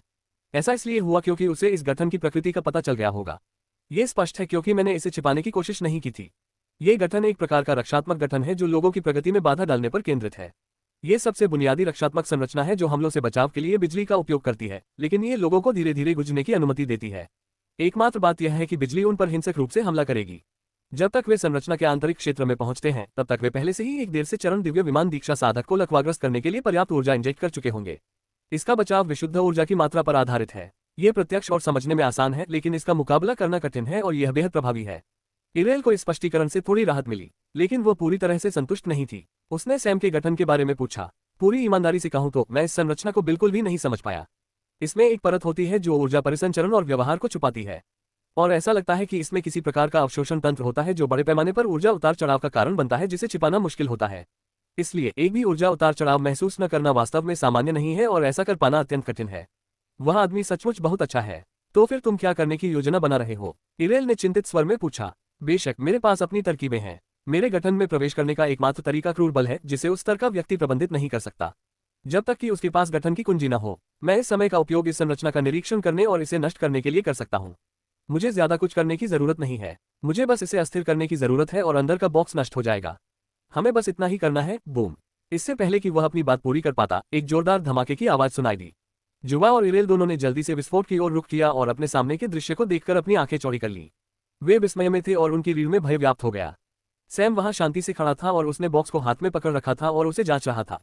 जुवा द्वारा बनाई गई संरचना गायब हो गई और मंच का वह हिस्सा जो इस संरचना को बनाने में सहायता करता था, जमीन पर धराशायी हो गया। ऐसा लगता है जैसे दो बिजली विशेषज्ञों के बीच वहां एक पागल लड़ाई हुई हो। जैसा कि जुवा ने कहा, सैम ने संरचना के केंद्र तक पहुंचने के लिए अपनी क्रूर शक्ति का प्रयोग किया और उसकी क्रूरता इतनी अधिक थी कि संरचना टूट गई और यहां तक कि उस विस्फोट के भीतर भी वह क्यूब को सुरक्षित रखने में कामयाब रहा। ये बहुत निराशाजनक है। मुझे लगा था कि यहाँ के स्कूलों का स्तर काफी ऊंचा है। मुझे लगता है कि मैं बहुत ज्यादा मांग कर रहा हूँ। जुवा और इरेल वहीं जमीन पर गिर पड़े। सैम ने चौंके हुए जज की तरफ देखा और कहा, मुझे लगता है कि यह हो गया है। अब मैं जाने के लिए स्वतंत्र हूँ, है ना? जज ने सिर हिलाया और अगली ही बात सभी लोग कोर्ट हॉल में वापस आ गए। जज ने अपने सामने की इस फाइल पर मुहर लगाई और घोषणा की कि केस बंद हो गया है और सैम को जो कुछ भी हुआ उसके लिए जवाबदेह होने की जरूरत नहीं है। जज के निर्देश पर ज़्यूस अकादमी के छात्र सबसे पहले वहां से चले गए और सैम को 10 मिनट बाद ही जाने की अनुमति दी गई। मुझे क्यों रोका जा रहा है? ये युद्ध परीक्षणों का नियम है, अनावश्यक परिणाम से बचने के लिए। न्यायाधीश ने शांतिपूर्वक उत्तर दिया। जरूर, मैंने आपकी जांच की। आपके पास कोई पृष्ठभूमि नहीं है। आप सचमुच आज सुबह ही दिखाई दिए और आधी रात तक आप ज़्यूस अकादमी के छात्रों के साथ एक युद्ध परीक्षण के बीच में थे। ऐसा लगता है जैसे आप इसके लिए ही आए हैं। आप वास्तव में कौन हैं? मैं सैम हूँ, बस इतना ही। यदि आप मुझे नहीं बताना चाहते तो कोई बात नहीं। मुझे यकीन है कि हम भविष्य में फिर मिलेंगे और हमें इस विषय पर चर्चा करने के और भी कई अवसर मिलेंगे। लेकिन मैं आपको बता रहा हूं कि बिना अपनी उचित टीम और अकादमी जैसी उचित ताकत के ओलंपियन अकादमियों के साथ इस तरह झगड़ा करना मूर्खता होगी। तुम्हें बहुत दुख होगा। सैम बस मुस्कुराया और उसे कोई जवाब नहीं दिया। यह एक सच्ची सलाह है। मैं ऐसे बहुत से लोगों को जानता हूं जिन्होंने आपकी तरह ही काम किया है, लेकिन चूंकि वे अकेले थे इसलिए उन्हें जल्द या बाद में काम से निकाल दिया गया। अगर आप भी वैसा ही व्यवहार करते हैं तो आप भी उसी श्रेणी में आ सकते हैं। आप निश्चित रूप से काफी कुशल हैं, इसलिए आगामी प्रवेश परीक्षाओं में एक अकादमी में शामिल हों। बेहतर होगा कि आप किसी ओलंपियन अकादमी का हिस्सा बने। वे इसे पूरी तरह से अनदेखा कर देंगे और आपके साथ बेहतर व्यवहार भी करेंगे। मुझे उनके समर्थन की आवश्यकता नहीं है। हम एक ही पक्ष में नहीं होने चाहिए। फिर भी आपकी सलाह के लिए धन्यवाद। मैं इसे ध्यान में रखूंगा। सैम खड़ा हुआ और प्रवर्तन हॉल से बाहर चला गया। जैसे ही वह प्रवेश द्वार से बाहर आया, उसने बहुत से लोगों की निगाहें अपनी ओर खींच ली। वह अपने आप से कुछ बुदबुदाता हुआ और निकटतम सराय की ओर चला गया। चालक दल, ओह चलो मैं तुम्हें दिखाता हूँ कि मेरा चालक दल कैसा दिखता है। ये कहते हुए उसने एक टोकन निकाला और उसे कुचल दिया। इस सराय में कितने कमरे हैं? उसने सराय मालिक से पूछा। अभी आधे कमरे उपलब्ध हैं। इसमें एग्जीक्यूटिव कमरे भी शामिल हैं। सभी कमरे मेरे लिए आरक्षित कर दो। अगर अन्य कमरे खाली हो जाते हैं तो उन्हें भी मेरे लिए आरक्षित कर दो। अगर वर्तमान निवासी तैयार हैं तो उनसे कहो कि मैं उनके कमरे का किराया चुका दूंगा और वे उसे खाली कर दें। मैं पूरी सराय अपने लिए चाहता हूँ। क्या आप निश्चित हैं सर? सराय मालिक ने घबराकर पूछा और सैम ने प्लेटिनम सिक्कों से भरा एक बड़ा बैग लेकर उत्तर दिया। चिंता मत करो, पैसा कोई मुद्दा नहीं है। सैम इस तरह अंदर आया जैसे वह उस जगह का मालिक हो। उसने एक खाली कमरा चुना और बिस्तर पर लेट गया। अरे मुझे अब थोड़ा घूमना है। मुझे उम्मीद है कि वे लोग जल्दी ही इकट्ठा हो जाएंगे। इस समय शैक्षणिक क्षेत्र से बहुत दूर एक ऐसे ग्रह पर जहां केवल एक गुट का शासन है जो ओलंपस के सूर्य देवता अपोलो के भतनुयायी हैं। गुट का नेता ज्वालामुखी क्षेत्र के बीच में खड़ा है। उसके आसपास का वातावरण लावा धाराओं से भरा हुआ है और वह खुद एक लावा झील के बीच में एक चट्टान पर खड़ा है। जब उसने अपने सामने खड़े व्यक्ति को देखा तो उसके चेहरे पर घबराहट का भाव था। ये वह युवक है जो 3 दिन पहले उनके ग्रह पर आया था और इससे पहले कि वे जानते, यह उनके गुट की वर्तमान स्थिति है। ज्वालामुखी जो इतने लंबे समय से नियंत्रित था, अब उनके नियंत्रण से बाहर हो गया है और एक बार समृद्ध गुट के मैदान एक ज्वालामुखी क्षेत्र की तरह दिखाई दिए जो किसी भी जीवन से रहित था। उसके पास पूछने के लिए बहुत सारे सवाल हैं, लेकिन उसे ये भी नहीं पता कि शुरुआत कहाँ से करनी है। वह थक गया है क्योंकि उसे लगातार 3 दिनों तक लड़ना पड़ा और वह अभी भी ये पता नहीं लगा पाया है कि उसका दुश्मन कौन है और वह यहाँ क्यों आया है। युवक धीरे धीरे उसकी ओर चला। जैसे ही वह व्यक्ति पीछे हटने वाला था, एक धातु की दीवार उसके पीछे आ गई और उसे वहीं रोक दिया। परेशान मत हो, 3 दिन हो गए हैं। तुम्हें अब तक पता चल जाना चाहिए था। विरोध करने का कोई मतलब नहीं है। आप कौन है? मैं फिलिप हूँ। मैंने तुम्हें 3 दिन पहले ही अपना नाम बता दिया था। तुम इतने कम समय में उसे कैसे भूल गए? क्या? क्यों? मैं ऐसा क्यों कर रहा हूँ? तुम्हारे भगवान ने तुम्हें सही बताया होगा। कोई तो सभी ओलंपस गुटों के दरवाजे खटखटा रहा है। मैं ही तुम्हारा दरवाजा खटखटाने आया हूँ। तुम्हें तैयार रहना चाहिए था। मैं कहना चाहता हूँ कि मैं यहाँ बहुत निराश हूँ। चलो बम। बूढ़े आदमी के बोलने से पहले ही फिलिप ने एक जोरदार मुक्का मारा। धातु की दीवार फट गई और बूढ़े आदमी को निगल गई। इससे पहले कि आग की लपटों ने उसे घेर लिया और फिलिप के सामने ही सब कुछ मैग्मा के ढेर में बदल गया। बूढ़े आदमी का कोई पता नहीं है। इससे 122 हो गए। मुझे आश्चर्य है कि कितने अन्य लोगों ने ऐसा किया होगा, फिलिप ने खुद से कहा जब उसे कुछ महसूस हुआ। उसने अपने भंडारण से एक टोकन निकाला और वह जोर से कंपन कर रहा था। उसके चेहरे पर मुस्कान थी और वह बुदबुदाया, लगता है घर वापस जाने का समय आ गया है। आखिरकार काफी समय हो गया है। जबकि फिलिप एक ऐसे कबीले को जला रहा था जिसने दूर के ग्रह पर कुछ 100 वर्षों तक राज किया था, जैक वर्तमान में एक अलग ग्रह के दूसरे शहर के ऊपर आकाश में मंडरा रहा था। वह इस समय बादलों में ऊपर अपने होवरबोर्ड पर बैठकर शांति से ध्यान कर रहे हैं। उनके होवरबोर्ड के ब्लेड बहुत तेज गति से घूम रहे हैं और वे आसपास की हवा को अस्त व्यस्त कर रहे हैं। लेकिन इन सब के बावजूद वो बहुत शांत और संयमित दिख रहे थे। वह तनावमुक्त भी दिख रहे थे। इस बीच शहर से बहुत से लोग जल्दी जल्दी शहर छोड़कर जा रहे हैं। शहर की संरचना के साथ साथ शहर की दीवारें भी नष्ट हो गई हैं। घर गिर गए हैं और मुख्य शहर की इमारतें भी। शहर के प्रभारी लोग वर्तमान में उस भगवान के सामने घुटने टेक रहे हैं जिसकी वे आमतौर पर पूजा करते हैं। वे अभी असहाय महसूस कर रहे हैं। पिछले कुछ दिनों से वे तूफानों की मार झेल रहे हैं। ये तूफान न तो आंधी तूफान है, न बारिश तूफान, न ही ओला तूफान, बल्कि ये तलवार तूफान है। कुछ दिन पहले जैक उनके शहर में आया और उनकी संपत्ति के द्वार पर दस्तक दी। वह एक युवा घुमक्कड़ तलवारबाज की तरह लग रहा था जो रुकने और नमस्ते कहने आया था। पूरी बातचीत के दौरान वह शांत और विनम्र था, यहाँ तक कि उन्होंने उन पहरेदारों के प्रति भी सम्मान दिखाया जिन्होंने उन्हें रोका, उस सहायक के प्रति जिसने उनका मार्गदर्शन किया और उस बुजुर्ग के प्रति भी जिन्होंने उनका स्वागत किया। लेकिन यही वह बिंदु है जहाँ सब कुछ गलत हो गया। बुजुर्ग ने जैक की शक्ति का सम्मान किया और यह सुनिश्चित किया कि वह पर्याप्त दयालुता और सद्भावना दिखाए। एकमात्र समस्या यह है कि जैक ने केवल एक ही चीज के लिए अनुरोध किया था जिससे बड़े भाई और पूरा परिवार क्रोधित हो गया। मैं आपसे अनुरोध करता हूं कि आप अपना शहर खाली कर दें, अपने नागरिकों को तितर बितर होने दें और दूसरे शहरों में चले जाएं। अब से आपको हेमिस की पूजा करने की अनुमति नहीं है, कम से कम यहाँ नहीं और एक कबीले के रूप में नहीं। यदि आप ऐसा करने से इनकार करते हैं तो मुझे आपके कबीले, आपकी ताकत और आपके शहर को नष्ट करना होगा। बड़े लोगों ने सोचा कि जैक उनका अनादर कर रहा है, लेकिन उन्हें कैसे पता चलेगा? वह डस्क संगठन में एकमात्र व्यक्ति है जो अभी भी इन दुश्मनों के प्रति थोड़ा दयालु है। वह समझ गया कि इन लोगों का एकमात्र दोष यह है कि वे एक गलत भगवान की पूजा कर रहे हैं। उनके पास अपने दुश्मनों से लड़ने के अलावा और कोई विकल्प नहीं था, इसलिए वह एक रास्ता बता रहे हैं। हालांकि उन्होंने जितनी भी बार ऐसा करने की कोशिश की, चीजें हमेशा गलत दिशा में ही गईं। ये लोग इतने मूर्ख हैं कि उन्हें समझ में ही नहीं आता कि उनके साथ क्या हो रहा है, और उन्हें हमेशा कठोर कदम उठाने पड़े जैसा कि वे अभी कर रहे हैं।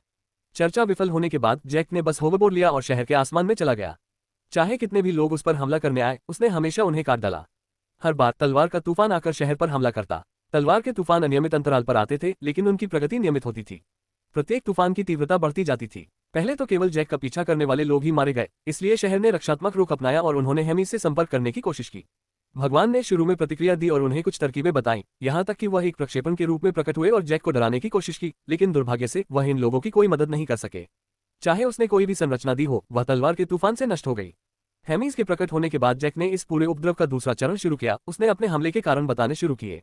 इन नागरिकों की आस्था वाले देवताओं से उसकी दुश्मनी है और वह ऐसा क्यों कर रहा है। नागरिकों ने पहले भगवान पर विश्वास किया, लेकिन धीरे धीरे उनका भगवान पर भरोसा खत्म हो गया। उन्होंने जल्द ही सब कुछ खो दिया और पलायन शुरू हो गया। कबीले के कुछ सदस्यों ने देवताओं को कोसा और भाग गए। जैक को इसकी परवाह नहीं थी। उनका विश्वास खत्म हो गया और यही वह चाहता था। और ये लोग निश्चित रूप से यह सुनिश्चित करेंगे कि उनके नियंत्रण में रहने वाले लोगों को इस भगवान पर कोई भरोसा न हो। ये और भी बेहतर परिणाम है। समय बीतने के साथ ही 3 दिन में शहर की यह हालत हो गई। केवल बड़े बुजुर्गों को छोड़कर, जिनके जीवन में अब ज्यादा समय नहीं बचा था, और कबीले के नेता को छोड़कर, जिनके पास पूरे कबीले को संभालने की जिम्मेदारी लेने के अलावा कोई और विकल्प नहीं था, वे सभी मूल रूप से भाग गए या मर गए। जैक ने शहर को देखा और आह भरी। मैंने आपको पर्याप्त समय देने की पूरी कोशिश की है, लेकिन ये युद्ध है, अब आपको अपने निर्णय के परिणाम भुगतने होंगे।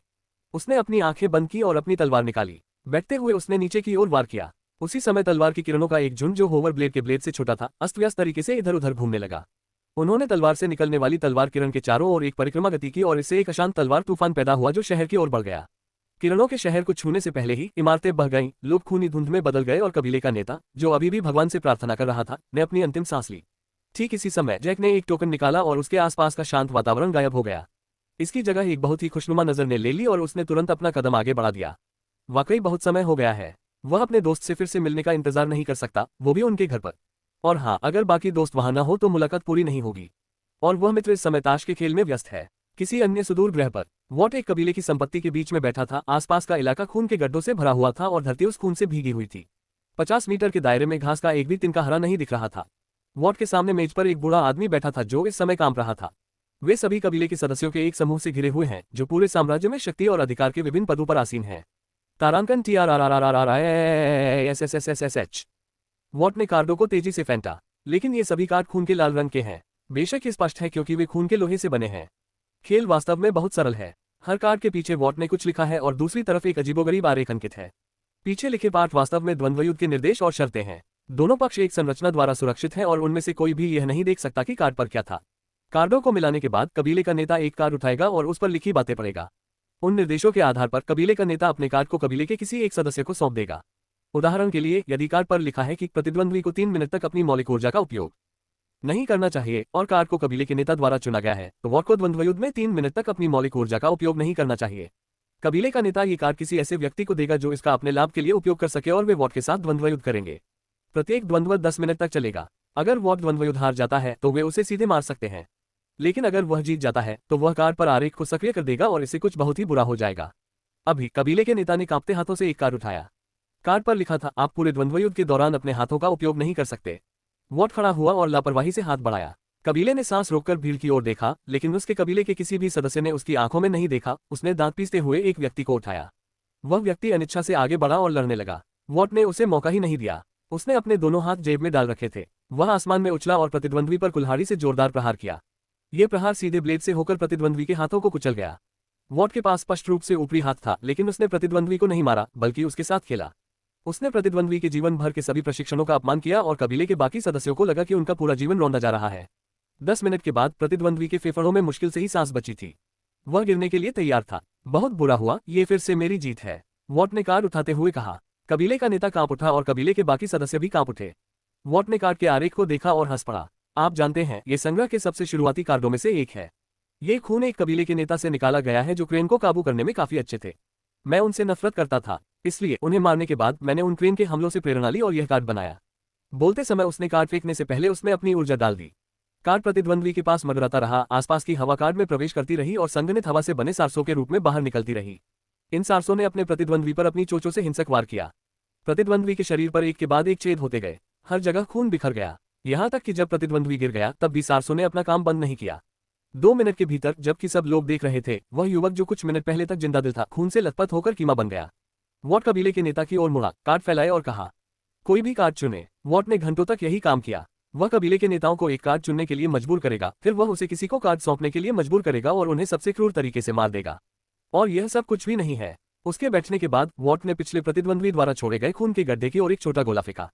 गोला घूम गया और गड्ढे से सारा खून सोख लिया। जो कुछ बचा वह एक इंसान का मांस का पेस्ट था। वह अपने संग्रह के लिए और अधिक कार्ड बनाने हेतु रक्त एकत्रित कर रहे हैं। वह और आगे जाने की योजना बना रहा था, लेकिन इस समय टोकन कंपन करने लगा। उसके अंदर जो खूनी आभा थी वह एक पल के लिए गायब हो गई और वह एक नए व्यक्ति की तरह दिखाई दिया। टोकन को देखते हुए वह उत्साह से मुस्कुराया और कबीले के नेता की ओर देखे बिना उसने शांत स्वर में कहा, चलो इसे खत्म करते हैं। 10 कार्ड उठाओ और हम काम खत्म कर देंगे। कबीले का नेता अवाक रह गया। उसे समझ नहीं आ रहा था कि क्या करे, लेकिन उसे पता था कि वह वॉट को मना नहीं कर सकता। कम से कम इस खेल में उनके पास वापसी करने का बहुत कम मौका है, लेकिन अगर किसी भी तरह से वे मना कर देते हैं तो उसे पता था कि वे एक पल में मर जाएंगे। क्योंकि फिलिप और जैक के विपरीत वॉट बड़े पैमाने पर विनाश के तैरते हथियारों के एक समूह के साथ आया था। सिवन और उसके कबीले के साथ लड़ते समय डस्क संगठन ने जो उपकरण बनाए थे उन्हें संगठन के आधार खेती के स्तर के आधार पर कई बार संशोधित किया गया था और उसके अन्य 2 दोस्तों के विपरीत उसके पास कोई भी शंका या व्यक्तिगत विश्वास नहीं था जो उसे बहुत अधिक रोक रहा था। जब वह किसी कबीले या संगठन में जाता था तो वह सिर्फ यही देखता था कि वे अनाथों और आम लोगों के बच्चों के साथ कैसा व्यवहार कर रहे हैं। उसे वयस्कों, उनकी गुलामी और इस तरह की चीजों की ज्यादा परवाह नहीं थी। वह सिर्फ बच्चों पर ध्यान केंद्रित करता था और अगर उनके साथ ऐसा व्यवहार किया जाता था जो उसे पसंद नहीं था तो वह बच्चों को निकाल देता था और उन्हें डस में बसने के लिए भेज देता था, इससे पहले कि वह पूरे संगठन पर कहर बरपा दे। और अगर वे उनके साथ बहुत बुरा व्यवहार करते थे तो वह ठीक इसी तरह का कार्ड गेम सेट कर देता था। आमतौर पर कार्ड गेम घंटों तक चलते हैं और कभी कभी एक दिन से भी ज्यादा। यह पहली बार है जब वॉट इसे जल्दी खत्म करने की कोशिश कर रहे हैं। कबीले के नेता को पता था कि उसका समय समाप्त हो गया है। वॉट ने तब इतनी निराशा दिखाई थी कि उसे कई दिनों तक घुटनों के बल बैठकर देवताओं से भीख मांगनी पड़ी, लेकिन उसे कोई जवाब नहीं मिला। 10 कार्ड उठाते समय उसकी आंखों से आंसू बह निकले। वॉट की खेती का स्तर थोड़ा दबा हुआ था, उसका वायु तत्व चला गया था। वह केवल एक पैर का उपयोग कर सकता है और इस तरह की बाधाएं और भी हैं। लड़ाई शुरू हो गई। बड़े बुजुर्ग और कबीले के नेता खुद लड़ाई में कूद पड़े। बस 20 मिनट लगे। वे सभी 10 लोग जमीन पर बेजान पड़े थे। वॉट ने गोले फेंके और टीम से संपर्क किया। इसे खत्म करो और वापस डेसोलेट लौट जाओ। अभी चल रहे आक्रमणों को रोको। हम घर जा रहे हैं। क्या हुआ सर? एक अधीनस्थ ने पूछा। वॉट के लिए घर वापस लौटना बिल्कुल भी अच्छा नहीं है। .com। यहां तक कि जब अन्य 2 कभी कभार वापस आते थे तो भी वह वास्तव में आने की जहमत नहीं उठाता था। ये लगभग ऐसा है जैसे ओलंपियनों के खिलाफ उसकी पीढ़ीगत दुश्मनी थी। हमारा बॉस आ रहा है, वॉट ने मुस्कुराते हुए कहा और चांदी की हवा में उड़ान भरी। 2 घंटे बाद वॉट ने सब कुछ समेटा और उस सुनसान जगह पर पहुंचा। वह पूरी गति से यात्रा करता हुआ मुख्य इमारत की सबसे ऊपरी मंजिल पर पहुंचा। फिलिप और जैक सैम और वॉट का इंतजार करते हुए शराब पी रहे हैं। आप आखिरकार यहाँ आ ही गए। आपको वापस लाने में सैम को ही बहुत मेहनत करनी पड़ी। आपकी सूची में क्या प्रगति हुई? फिलिप ने आलस से अपना पैर आगे बढ़ाते हुए पूछा। अभी 3 और बाकी हैं। आप लोगों का क्या हाल है? वॉट ने दोनों से पूछा और खुद भी वाइन का गिलास निकालकर बैठ गया। यहाँ भी ऐसा ही। वही, तुम लोग बहुत धीमे हो। मेरी प्रक्रिया धीमी है, लेकिन मेरे पास केवल 3 ही बचे हैं। तुम्हारी तेज प्रक्रिया का क्या हुआ? बहुत धीमे हो। हाँ, जो भी हो। जब वे आपस में झगड़ रहे थे, अचानक एक बार फिर दरवाजा खुल गया। क्या हाल है दोस्तों? लगता है आप मेरे बिना अपना समय आनंदपूर्वक बिता रहे हैं। सैम अपने चेहरे पर एक बड़ी मुस्कान के साथ अंदर आया। तीनों ने एक ही तरह की मुस्कान के साथ उसकी ओर रुख किया। सैम उनके पास गया और एक एक करके उन्हें गले लगाया। वह उनके साथ बैठ गया और कुछ शराब पी। ये बिल्कुल पुराने दिनों जैसा है।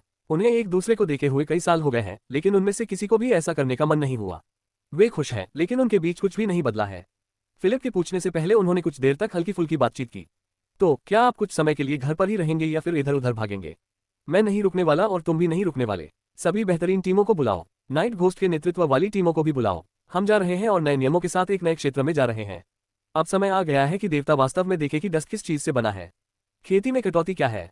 सूक्ष्म तल से दिव्य तल तक हर क्षेत्र की श्रेष्ठतम कृतियां लाओ। सभी क्षेत्रों को कवर करो। संरचनाएं, शिलालेख, कारीगर, वास्तुकार। मैं चाहता हूं कि जो भी अपने क्षेत्र में शीर्ष पर है वह हमारा अनुसरण करे। तीनों ने शांतिपूर्वक संचार टोकन निकाले और निर्देश देने शुरू कर दिए। उस दिन पूरे शहर में हंगामा मच गया। कम से कम सैम को तो यही दिख रहा है, लेकिन वह जानता था कि अभी पूरा डस्क हंगामा मचा हुआ है। सैम की वापसी एक बात है, लेकिन जब ये खबर फैली कि सैम एलीट टीमों को कहीं और ले जा रहा है, तो वे और भी उत्साहित हो गए। भले ही सैम ने डस्क की स्थापना की थी और सभी दस्तों और सामान के साथ एक उचित संरचना बनाई थी, लेकिन उसने कभी भी उन्हें एक उचित लड़ाई में नहीं उतारा। ये हमेशा या तो उन्हें एक विशिष्ट कार्य करने के लिए सौंपा गया था या उनका नेतृत्व तीनों में से किसी एक द्वारा किया गया था। अब चूंकि सैम स्वयं ही टीम का नेतृत्व कर रहे हैं, इसलिए हर कोई टीम में शामिल होने का अवसर पाने के लिए इच्छुक और तैयार है। अचानक पूरा माहौल प्रतिस्पर्धा के मूड में आ गया। हर कोई टीम में जगह पाने की कोशिश कर रहा था। कोई नहीं जानता था कि उन्हें इस तरह का मौका कब मिलेगा। लेकिन उसके बाद सैम ने जो नोटिस भेजा, उससे सभी को राहत मिली। सैम ने स्क्वाड के पहले बैच को अपने साथ ले जाने के बाद एक मानक स्थापित करने का फैसला किया, और अगर बाकी लोग उस वांछित मानक तक पहुंच गए तो उन्हें भी अकादमिक दायरे में आने की अनुमति दी जाएगी। सैम अगले 2 दिनों तक वहां रहा। डस्ट ने हमेशा की तरह बहुत ही उच्च दक्षता के साथ काम किया। उन 2 दिनों में सब कुछ पूरा हो गया। तो हम पहले जाएंगे। मैं वहां एक संरचना स्थापित करूंगा।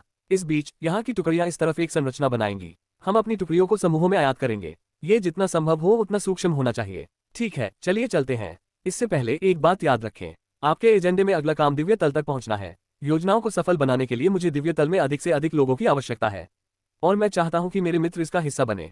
हम लंबे समय से सफलता के कगार पर हैं, हालांकि हमें अंतिम धक्का की जरूरत है। ठीक है, मेरे पास आप लोगों के लिए बिल्कुल सही चीज है। मुझे यकीन है कि आपका विश्वास आसमान छू रहा है। आपको बस ऊर्जा की जरूरत है। अगर आपकी समझ सही है तो आप कुछ ही समय में सफलता प्राप्त कर लेंगे। उसके बाद सैम ने आयामी ड्रिफ्ट को बाहर निकाला और उनमें से 4 लोग वहां से चले गए।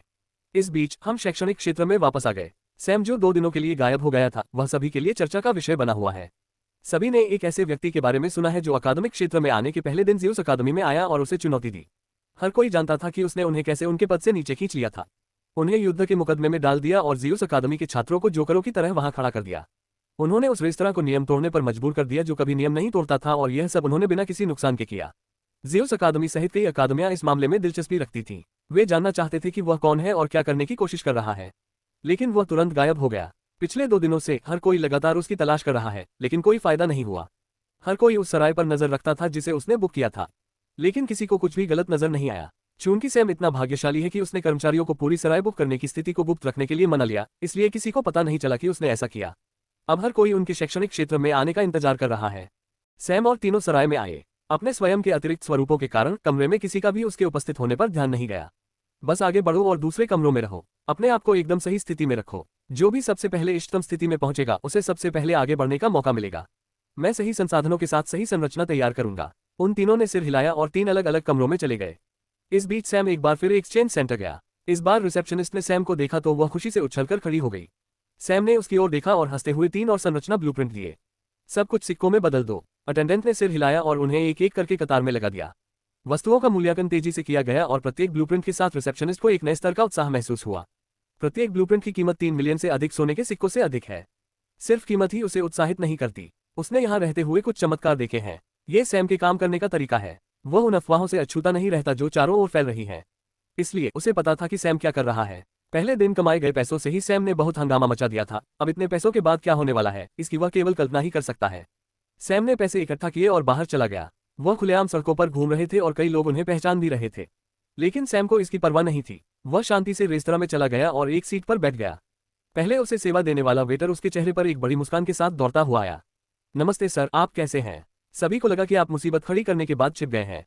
उन्हें जो सोचना है सोचने दीजिए, मैं जनता की राय से परेशान नहीं होना चाहता। वैसे आज के लिए क्या खास है? सर, हमारे मेनू में बदलाव हुए काफी समय हो गया है।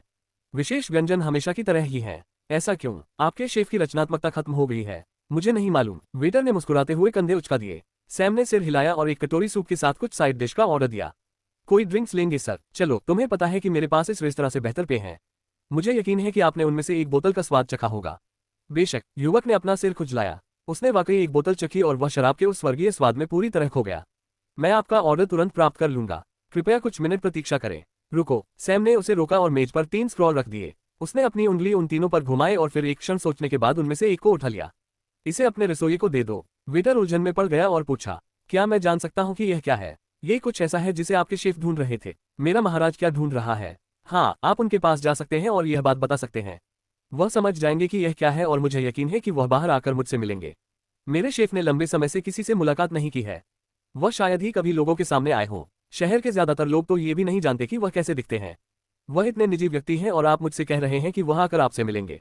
मुझे खेद है कि इस पर यकीन करना मुश्किल है। वेटर ने ये शब्द तो कहे, लेकिन फिर भी स्क्रॉल लेकर रसोई में चला गया।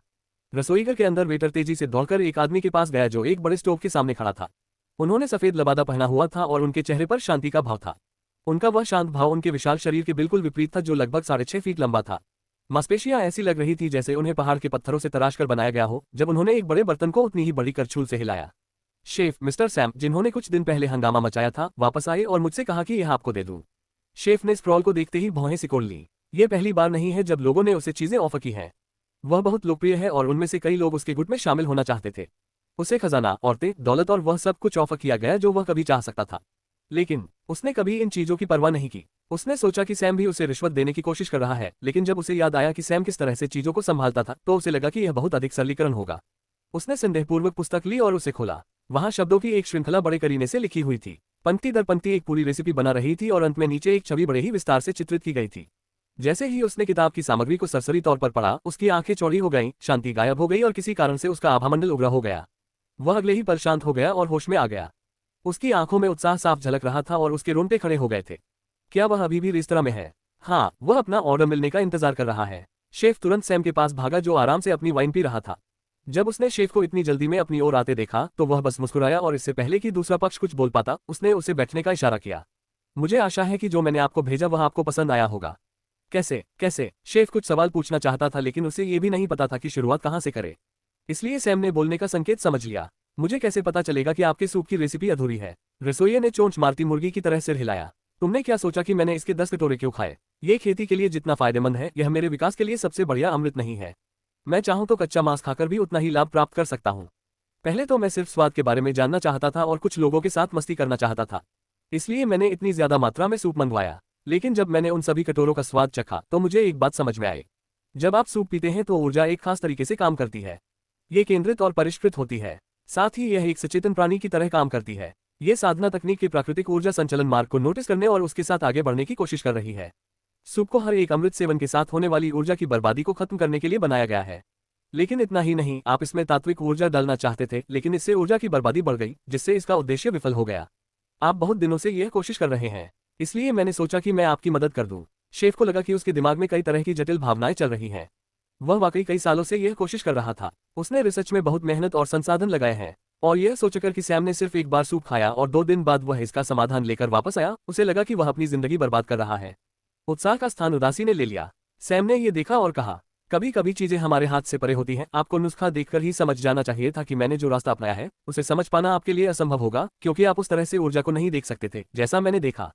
और ऐसे समय में किसी समस्या पर अटके रहने की बजाय आपको मेरे जैसे लोगों से मदद लेनी चाहिए और अपने शोध को आगे बढ़ाना चाहिए।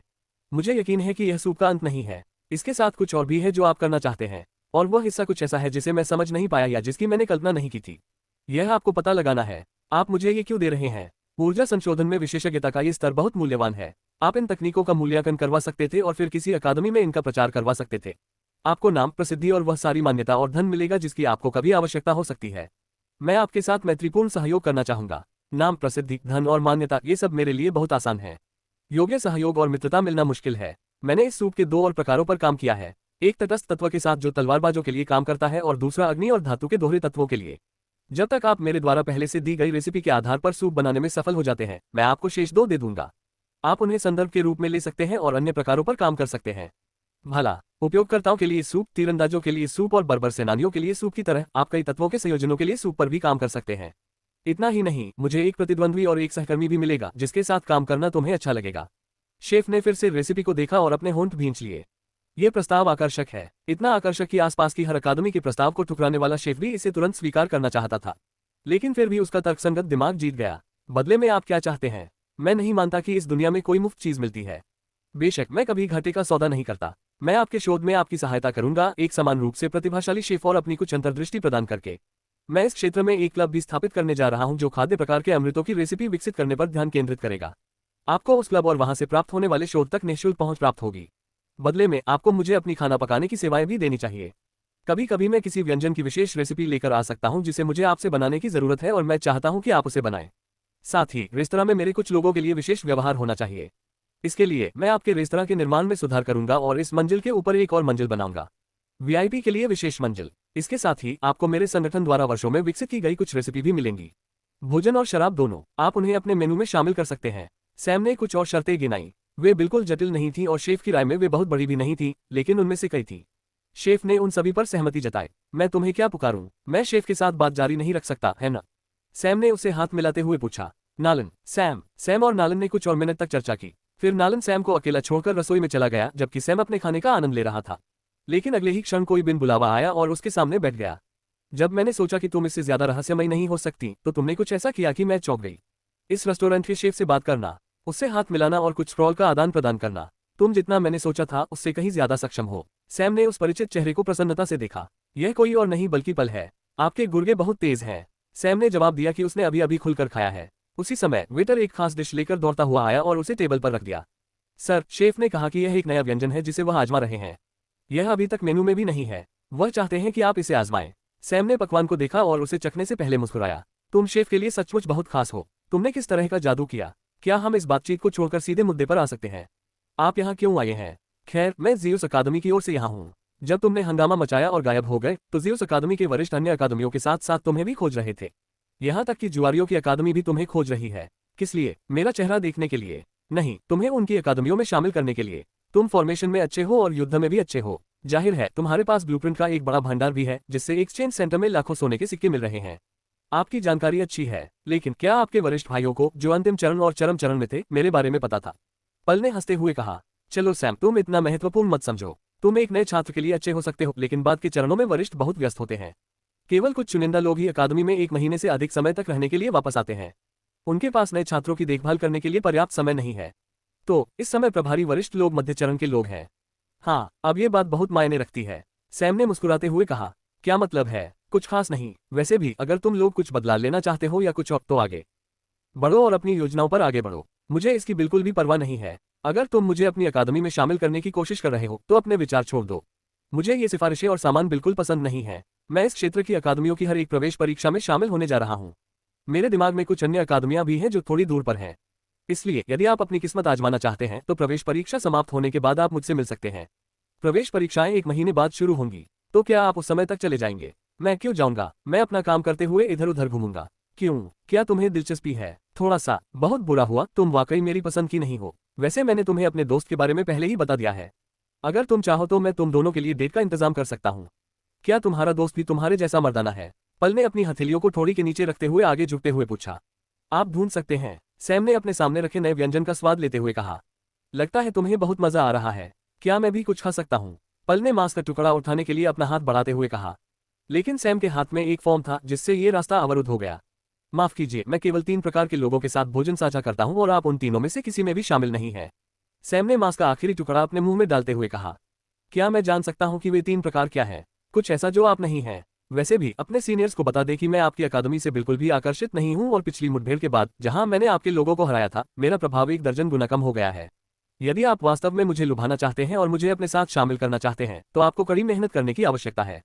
इसके बाद सैम वहां से चला गया और छाया में गायब हो गया। जैसे ही वह चला गया, छात्र वर्दी पहने कुछ अन्य लोग रेस्तरां में घुस आए और कुछ लोग जो ग्राहक थे दौड़कर उनके पास आए और उन्हें बताया कि सैम कहाँ गायब हो गया है। लेकिन उन्हें निराशा हुई कि वे सैम की एक झलक पाने में सफल नहीं हो सके। इस बीच सैम किसी और काम में व्यस्त था। वह एक और दुकान पर गया जो एक्सचेंज सेंटर से बहुत मिलती जुलती है। इसका कारण यह है कि यह भी शैक्षणिक क्षेत्र चलाने वाले देवताओं की समिति द्वारा नियुक्त कर्मचारियों द्वारा चलाया जाता है और ये लोग शैक्षणिक क्षेत्र में अचल संपत्ति के प्रभारी हैं। सैम अंदर आया और एक विनम्र वृद्ध व्यक्ति ने उसका स्वागत किया। मैं शहर के बाहरी इलाके में कुछ अचल संपत्ति खरीदना चाहता हूँ। बिल्कुल, आप ये कर सकते हैं। आपको कितनी बड़ी जमीन चाहिए? सैम अपनी जरूरतें समझाता रहा। जैसे जैसे वह ऐसा करता गया, बूढ़े आदमी की आंखें और भी चौड़ी होती गईं। इसकी कीमत लगभग 8 मिलियन स्वर्ण सिक्के होगी। ओह, ये तो मेरी सोच से कहीं ज्यादा महंगा है, सैम ने आश्चर्य से कहा। अगर आप कुछ जरूरतें कम कर दे तो हम कुछ हल निकाल सकते हैं। बूढ़े आदमी ने सोचा कि सैम को इतनी बड़ी रकम से कुछ परेशानी हो सकती है, लेकिन सैम ने अपना सिर हिला दिया। कोई जरूरत नहीं है, मैं इसे ले लूंगा। हाँ सर, यदि आप अग्रिम राशि का भुगतान कर सकते हैं तो हम पंजीकरण और अन्य कागजी कार्रवाई के साथ आगे बढ़ सकते हैं। यदि आप पूरी राशि का भुगतान सीधे करने में असमर्थ हैं तो हम कुछ बंधक योजना पर भी काम कर सकते हैं। इसके लिए आपको अपना छात्र पहचान टोकन और अपने पास मौजूद शैक्षणिक क्रेडिट जमा करने होंगे। सैम को यह सुनकर आश्चर्य हुआ। वह खुश हो गया। उसने बस अपना सिर हिलाया और कहा, कोई जरूरत नहीं, मैं सारी रकम पहले ही चुका दूंगा। उसने बस एक स्थानिक अंगूठी दी और अपने हाथों से धूल झाड़ ली। बूढ़े आदमी ने सामान की जांच की और खुशी से झूम उठा। यह उसकी अब तक की सबसे बड़ी बिक्री है। भले ही उसे बिक्री से कुछ भी हासिल न हो, फिर भी उसे दूसरे सेल्समैन के बीच शेखी बघारने का अधिकार होगा। सैम ने सारी प्रक्रियाएं पूरी की और पुनः एक्सचेंज सेंटर गया। अटेंडेंट उसे देखकर हैरान रह गया। सैम को गए हुए अभी कुछ ही घंटे हुए थे। मैं कुछ बड़ी मात्रा में धन इकट्ठा करने के लिए वापस आया था। मैंने ये कम करके आंका था कि यह क्षेत्र वास्तव में कितना महंगा है। फिर उसने ढेर सारे ब्लूप्रिंट खोदना शुरू कर दिया। उनमें कुछ ऐसे नक्शे भी शामिल थे जो उसने अभी अभी बनाए थे और उन्हें बनाने की जहमत नहीं उठाई क्योंकि वे मानक के अनुरूप नहीं थे, और कुछ ऐसे थे जो आध्यात्मिक ऊर्जा की विशुद्ध अवधारणाएं थी जिनमें सैद्धांतिक गणनाएं थी जिनका अभी तक कोई व्यावहारिक अनुप्रयोग नहीं है। 20 से अधिक स्क्रॉल को देखकर परिचारक ने घबराहट में गटक लिया। उसने कांपते हाथों से एक के बाद एक पुस्तिकाएं ली। सैम ने मुस्कुराते हुए बढ़ती हुई संख्याओं को देखा। जिस तरह से उन्होंने स्क्रॉल को आगे बढ़ाया वह आरोही क्रम में है। सिक्कों की संख्या बढ़ती रही। जब कुल राशि 50 मिलियन सिक्कों तक पहुंच गई तो सैम रुक गया। अभी भी 5 स्क्रॉल बचे हैं और सैम ने उनका मूल्यांकन नहीं किया है। मुझे लगता है कि यह काफी समय तक के लिए पर्याप्त होगा। धन्यवाद। भारी मात्रा में धन एकत्र करने के बाद सैम ने कुछ और काम शुरू कर दिया। निर्माण। अब जब उन्होंने जमीन का एक बड़ा टुकड़ा खरीद लिया है तो अब समय आ गया है कि इसे कुछ ऐसा बनाया जाए जो उनकी पसंद के हिसाब से हो और उनके उद्देश्य को पूरा करे। लेकिन इसके निर्माण के लिए वह खुद काम नहीं कर रहे हैं और न ही वह डस्ट के अन्य सदस्यों की मदद ले रहे हैं। इसके बजाय वह इसे किसी और को आउटसोर्स कर रहे हैं। सैम ने उन तीनों से मुलाकात की जो अभी भी खेती कर रहे थे। उसने उन्हें एक एक टोकन दिया और कहा, जब आप चरम अवस्था में पहुंच जाएं तो रेस्तरां में जाएं। वह व्यक्ति अब हमारा व्यापारिक साझेदार है और वह एक बेहतरीन शेफ है। वह आप लोगों के लिए एक विशेष सूप बनाएगा जो आपकी व्यक्तिगत खेती के लिए उपयुक्त होगा। वह सूप आपको सफलता पाने में मदद करेगा। शहर के भीतर कुछ विशेष क्षेत्र हैं जिन्हें सफलता के उद्देश्यों के लिए किराए पर लिया जा सकता है। इस स्थानिक रिंग में नक्शे, विस्तृत प्रक्रिया और अंत में सिक्के होते हैं जो उन क्षेत्रों तक पहुंचने के लिए आवश्यक हैं। जितनी जल्दी हो सके उतनी जल्दी सफलता प्राप्त करें, क्योंकि अगले एक सप्ताह में हमारे संगठन से और भी लोग आएंगे और मुझे आप लोगों की जरूरत है ताकि आप लोग उन्हें इसी प्रक्रिया में मार्गदर्शन दे सकें। समझ गया, कोई समस्या नहीं, तीनों ने जवाब दिया और सैम ने टोकन और अंगूठियां बांट दी। वह शेफ से मिला और क्षेत्र छोड़ने से पहले उसे टोकन के बारे में बताया। वर्तमान में वह जिस क्षेत्र में है वहां अधिकांश ओलंपियन स्कूल हैं तथा निकटतम पड़ोस में केवल गैम्बलर्स अकादमी ही अपवाद है। इस क्षेत्र में छात्रों के अन्वेषण के लिए बहुत सी खुली जगह है और वे कुछ अनोखे जंगल को दर्शाते हैं और वे छात्रों के प्रशिक्षण के लिए उपयुक्त हैं। बेशक ये दूरी प्रतिद्वंद्वी समूहों के बीच संघर्ष को कम करने में भी मदद करती है। सैम आधे दिन की यात्रा करके एक निश्चित क्षेत्र में पहुंचा। वह क्षेत्र जहां अकादमियों का एक और समूह है। हिंदू देवताओं द्वारा स्थापित अकादमियां। इंद्र, कार्तिकेय, अग्नि, ऐसे कई अन्य देवता हैं जिनकी अकादमियां यहाँ हैं। लेकिन सैम उनमें से किसी के लिए नहीं आया। इसके बजाय वह उस क्षेत्र के एक अनुबंधित वास्तुकार से मिलने आया। वह सीधे कार्यालय गया और रिसेप्शनिस्ट से मिला। मैं आपके बॉस से मिलना चाहूंगा। मुझे खेद है, आपको प्रतीक्षा करनी पड़ सकती है। आप मुझे एक स्क्रॉल पर अपना विवरण दे सकते हैं और मैं इसे उसे भेज दूंगा। वह तय करेगा कि वह आपसे मिलना चाहता है या नहीं। रिसेप्शनिस्ट ने एक स्क्रॉल, एक ब्रश और थोड़ी स्याही निकाली। सैम ने हंसते हुए ब्रश ले लिया। उसने इस आदमी के बारे में सुना था। पहले दिन उसने आसपास के बारे में पूछताछ करने के अलावा कुछ और जानकारी भी हासिल कर ली और जब उसे इस व्यक्ति के बारे में कुछ जानकारी मिली तो उसने अपनी योजना में कुछ बदलाव किया। उन्होंने इस वास्तुकार के विलक्षण व्यवहार के बारे में सुना था, इसलिए वो बिल्कुल आश्चर्यचकित नहीं है। उसने ब्रश को स्याही में डुबोया और स्क्रॉल पर लिखना शुरू कर दिया। जैसे ही उसने स्याही से अपना नाम लिखा, उसकी आभा बदल गई और कुछ पृथ्वी तत्वीय ऊर्जा ब्रश में समा गई। उन्होंने इसके अलावा कुछ नहीं लिखा। उस स्क्रॉल में सिर्फ स्याही से लिखा हुआ एक साफ और सुंदर शब्द है और आध्यात्मिक ऊर्जा के हस्ताक्षर के साथ साथ उसकी अपनी आभा भी उस पर साफ तौर पर अंकित है। रिसेप्शनिस्ट को यह देखकर आश्चर्य हुआ और उसने सैम को देखा। वह पुस्तक लेकर अंदर चला गया। कमरे के अंदर एक युवक जो लगभग 30 वर्ष का लग रहा था उल्टा खड़ा था और एक अजीब आकार के पत्थर को देख रहा था जो एक अजीब आकार के कांच के प्रिज्म के अंदर रखा हुआ था। उसका सिर एक अजीब कोण पर झुका हुआ है क्योंकि वह प्रिज्म के विकृत चेहरों से चट्टान को ध्यान से देख रहा है। रिसेप्शनिस्ट चुपचाप बिल्ली की तरह अंदर आया। उसने स्क्रॉल को फर्श पर रख दिया और बहुत ही शांत स्वर में बोला, सर, कोई आपसे मिलने आया है। क्या आपने उनका नाम और विवरण एकत्र किया? जी सर, वह जवाब के लिए बाहर इंतजार कर रहे हैं। उसने स्क्रॉल पर क्या लिखा था उसे मुझे पढ़कर सुनाओ। युवक ने अपना आसन थोड़ा बदलते हुए पूछा। सैम, रिसेप्शनिस्ट ने पढ़ा और रुक गई। जारी रखें। बस इतना ही सर, बस इतना ही उसने लिखा है। युवक को आखिरकार दिलचस्पी हुई। ये पहली बार था जब किसी ने उसे अपना इतना संक्षिप्त परिचय दिया था। वह खड़ा हुआ और स्क्रॉल ले लिया। उसकी नज़र सैम की लिखी हुई किताब पर पड़ी और अचानक उसे अपने सिर में एक अजीब सी सनसनी महसूस हुई। उसकी आंखें चौड़ी हो गईं और फिर उसने उन्हें बंद कर लिया। एक शब्द ने उसके दिल में एक तार सी बांध दी और उस एक शब्द के पीछे उसे कई अलग अलग चीजें दिखाई देने लगी। धरती के अलग अलग गुण उसके दिमाग में आए, मजबूत, ठोस और जिद्दी। सब कुछ इतना भारी और स्थिर है कि उसे हिलाना असंभव है और उस अचलता के भीतर जिद्दी गर्व की भावना है। उसने अलग अलग कोनों से नाम देखा और उसके चेहरे पर एक अजीब सी मुस्कान आ गई। उसने पास ही एक स्टैंड पर टंगा एक कोट उठाया और जल्दी से बाहर चला गया। वो फ्रंट डेस्क पर पहुंचा जहां सैम इत्मीनान से खड़ा होकर चारों ओर देख रहा था। वह इमारत की वास्तुकला की प्रशंसा कर रहा था। आप कौन है? वास्तुकार ने सीधे पूछा। सैम ने मुस्कुराकर जवाब दिया, मैं सैम हूँ। यही मेरी एकमात्र पहचान है जो मायने रखती है और मैं आपको नौकरी देने के लिए यहाँ हूँ। मैं कोई भी नौकरी नहीं लेता, तुम्हें मालूम है। चिंता मत करो, मैं तुम्हें आश्वासन दे सकता हूँ, ये नौकरी तुम्हारे लिए बहुत दिलचस्प होगी। तुम्हें ये बिल्कुल पसंद आएगी। इससे पहले मैं आपसे कुछ पूछना चाहता हूँ, क्या आपने सचमुच ये लिखा है? उसने स्क्रॉल की ओर इशारा करते हुए पूछा। सैम ने इसे देखा और कहा, .com। बेशक, मैंने न केवल इसे लिखा बल्कि इसे चित्रित भी किया। इसके बाद सैम ने एक बड़ा स्क्रॉल निकाला और उसे वास्तुकार की ओर फेंक दिया। वास्तुकार ने बड़े स्क्रॉल को देखा और उसे फैलाने से पहले नीचे झुक गया। उसकी बैठी हुई मुद्रा अजीब लग रही थी, लेकिन उसने इसकी परवाह नहीं की। स्क्रॉल फैल गया और उसने उस डिजाइन पर नजर डाली जो खुल चुका था। उन्होंने ध्यान से डिजाइन को देखा और स्क्रॉल के बगल में फर्श पर अपना हाथ रखा।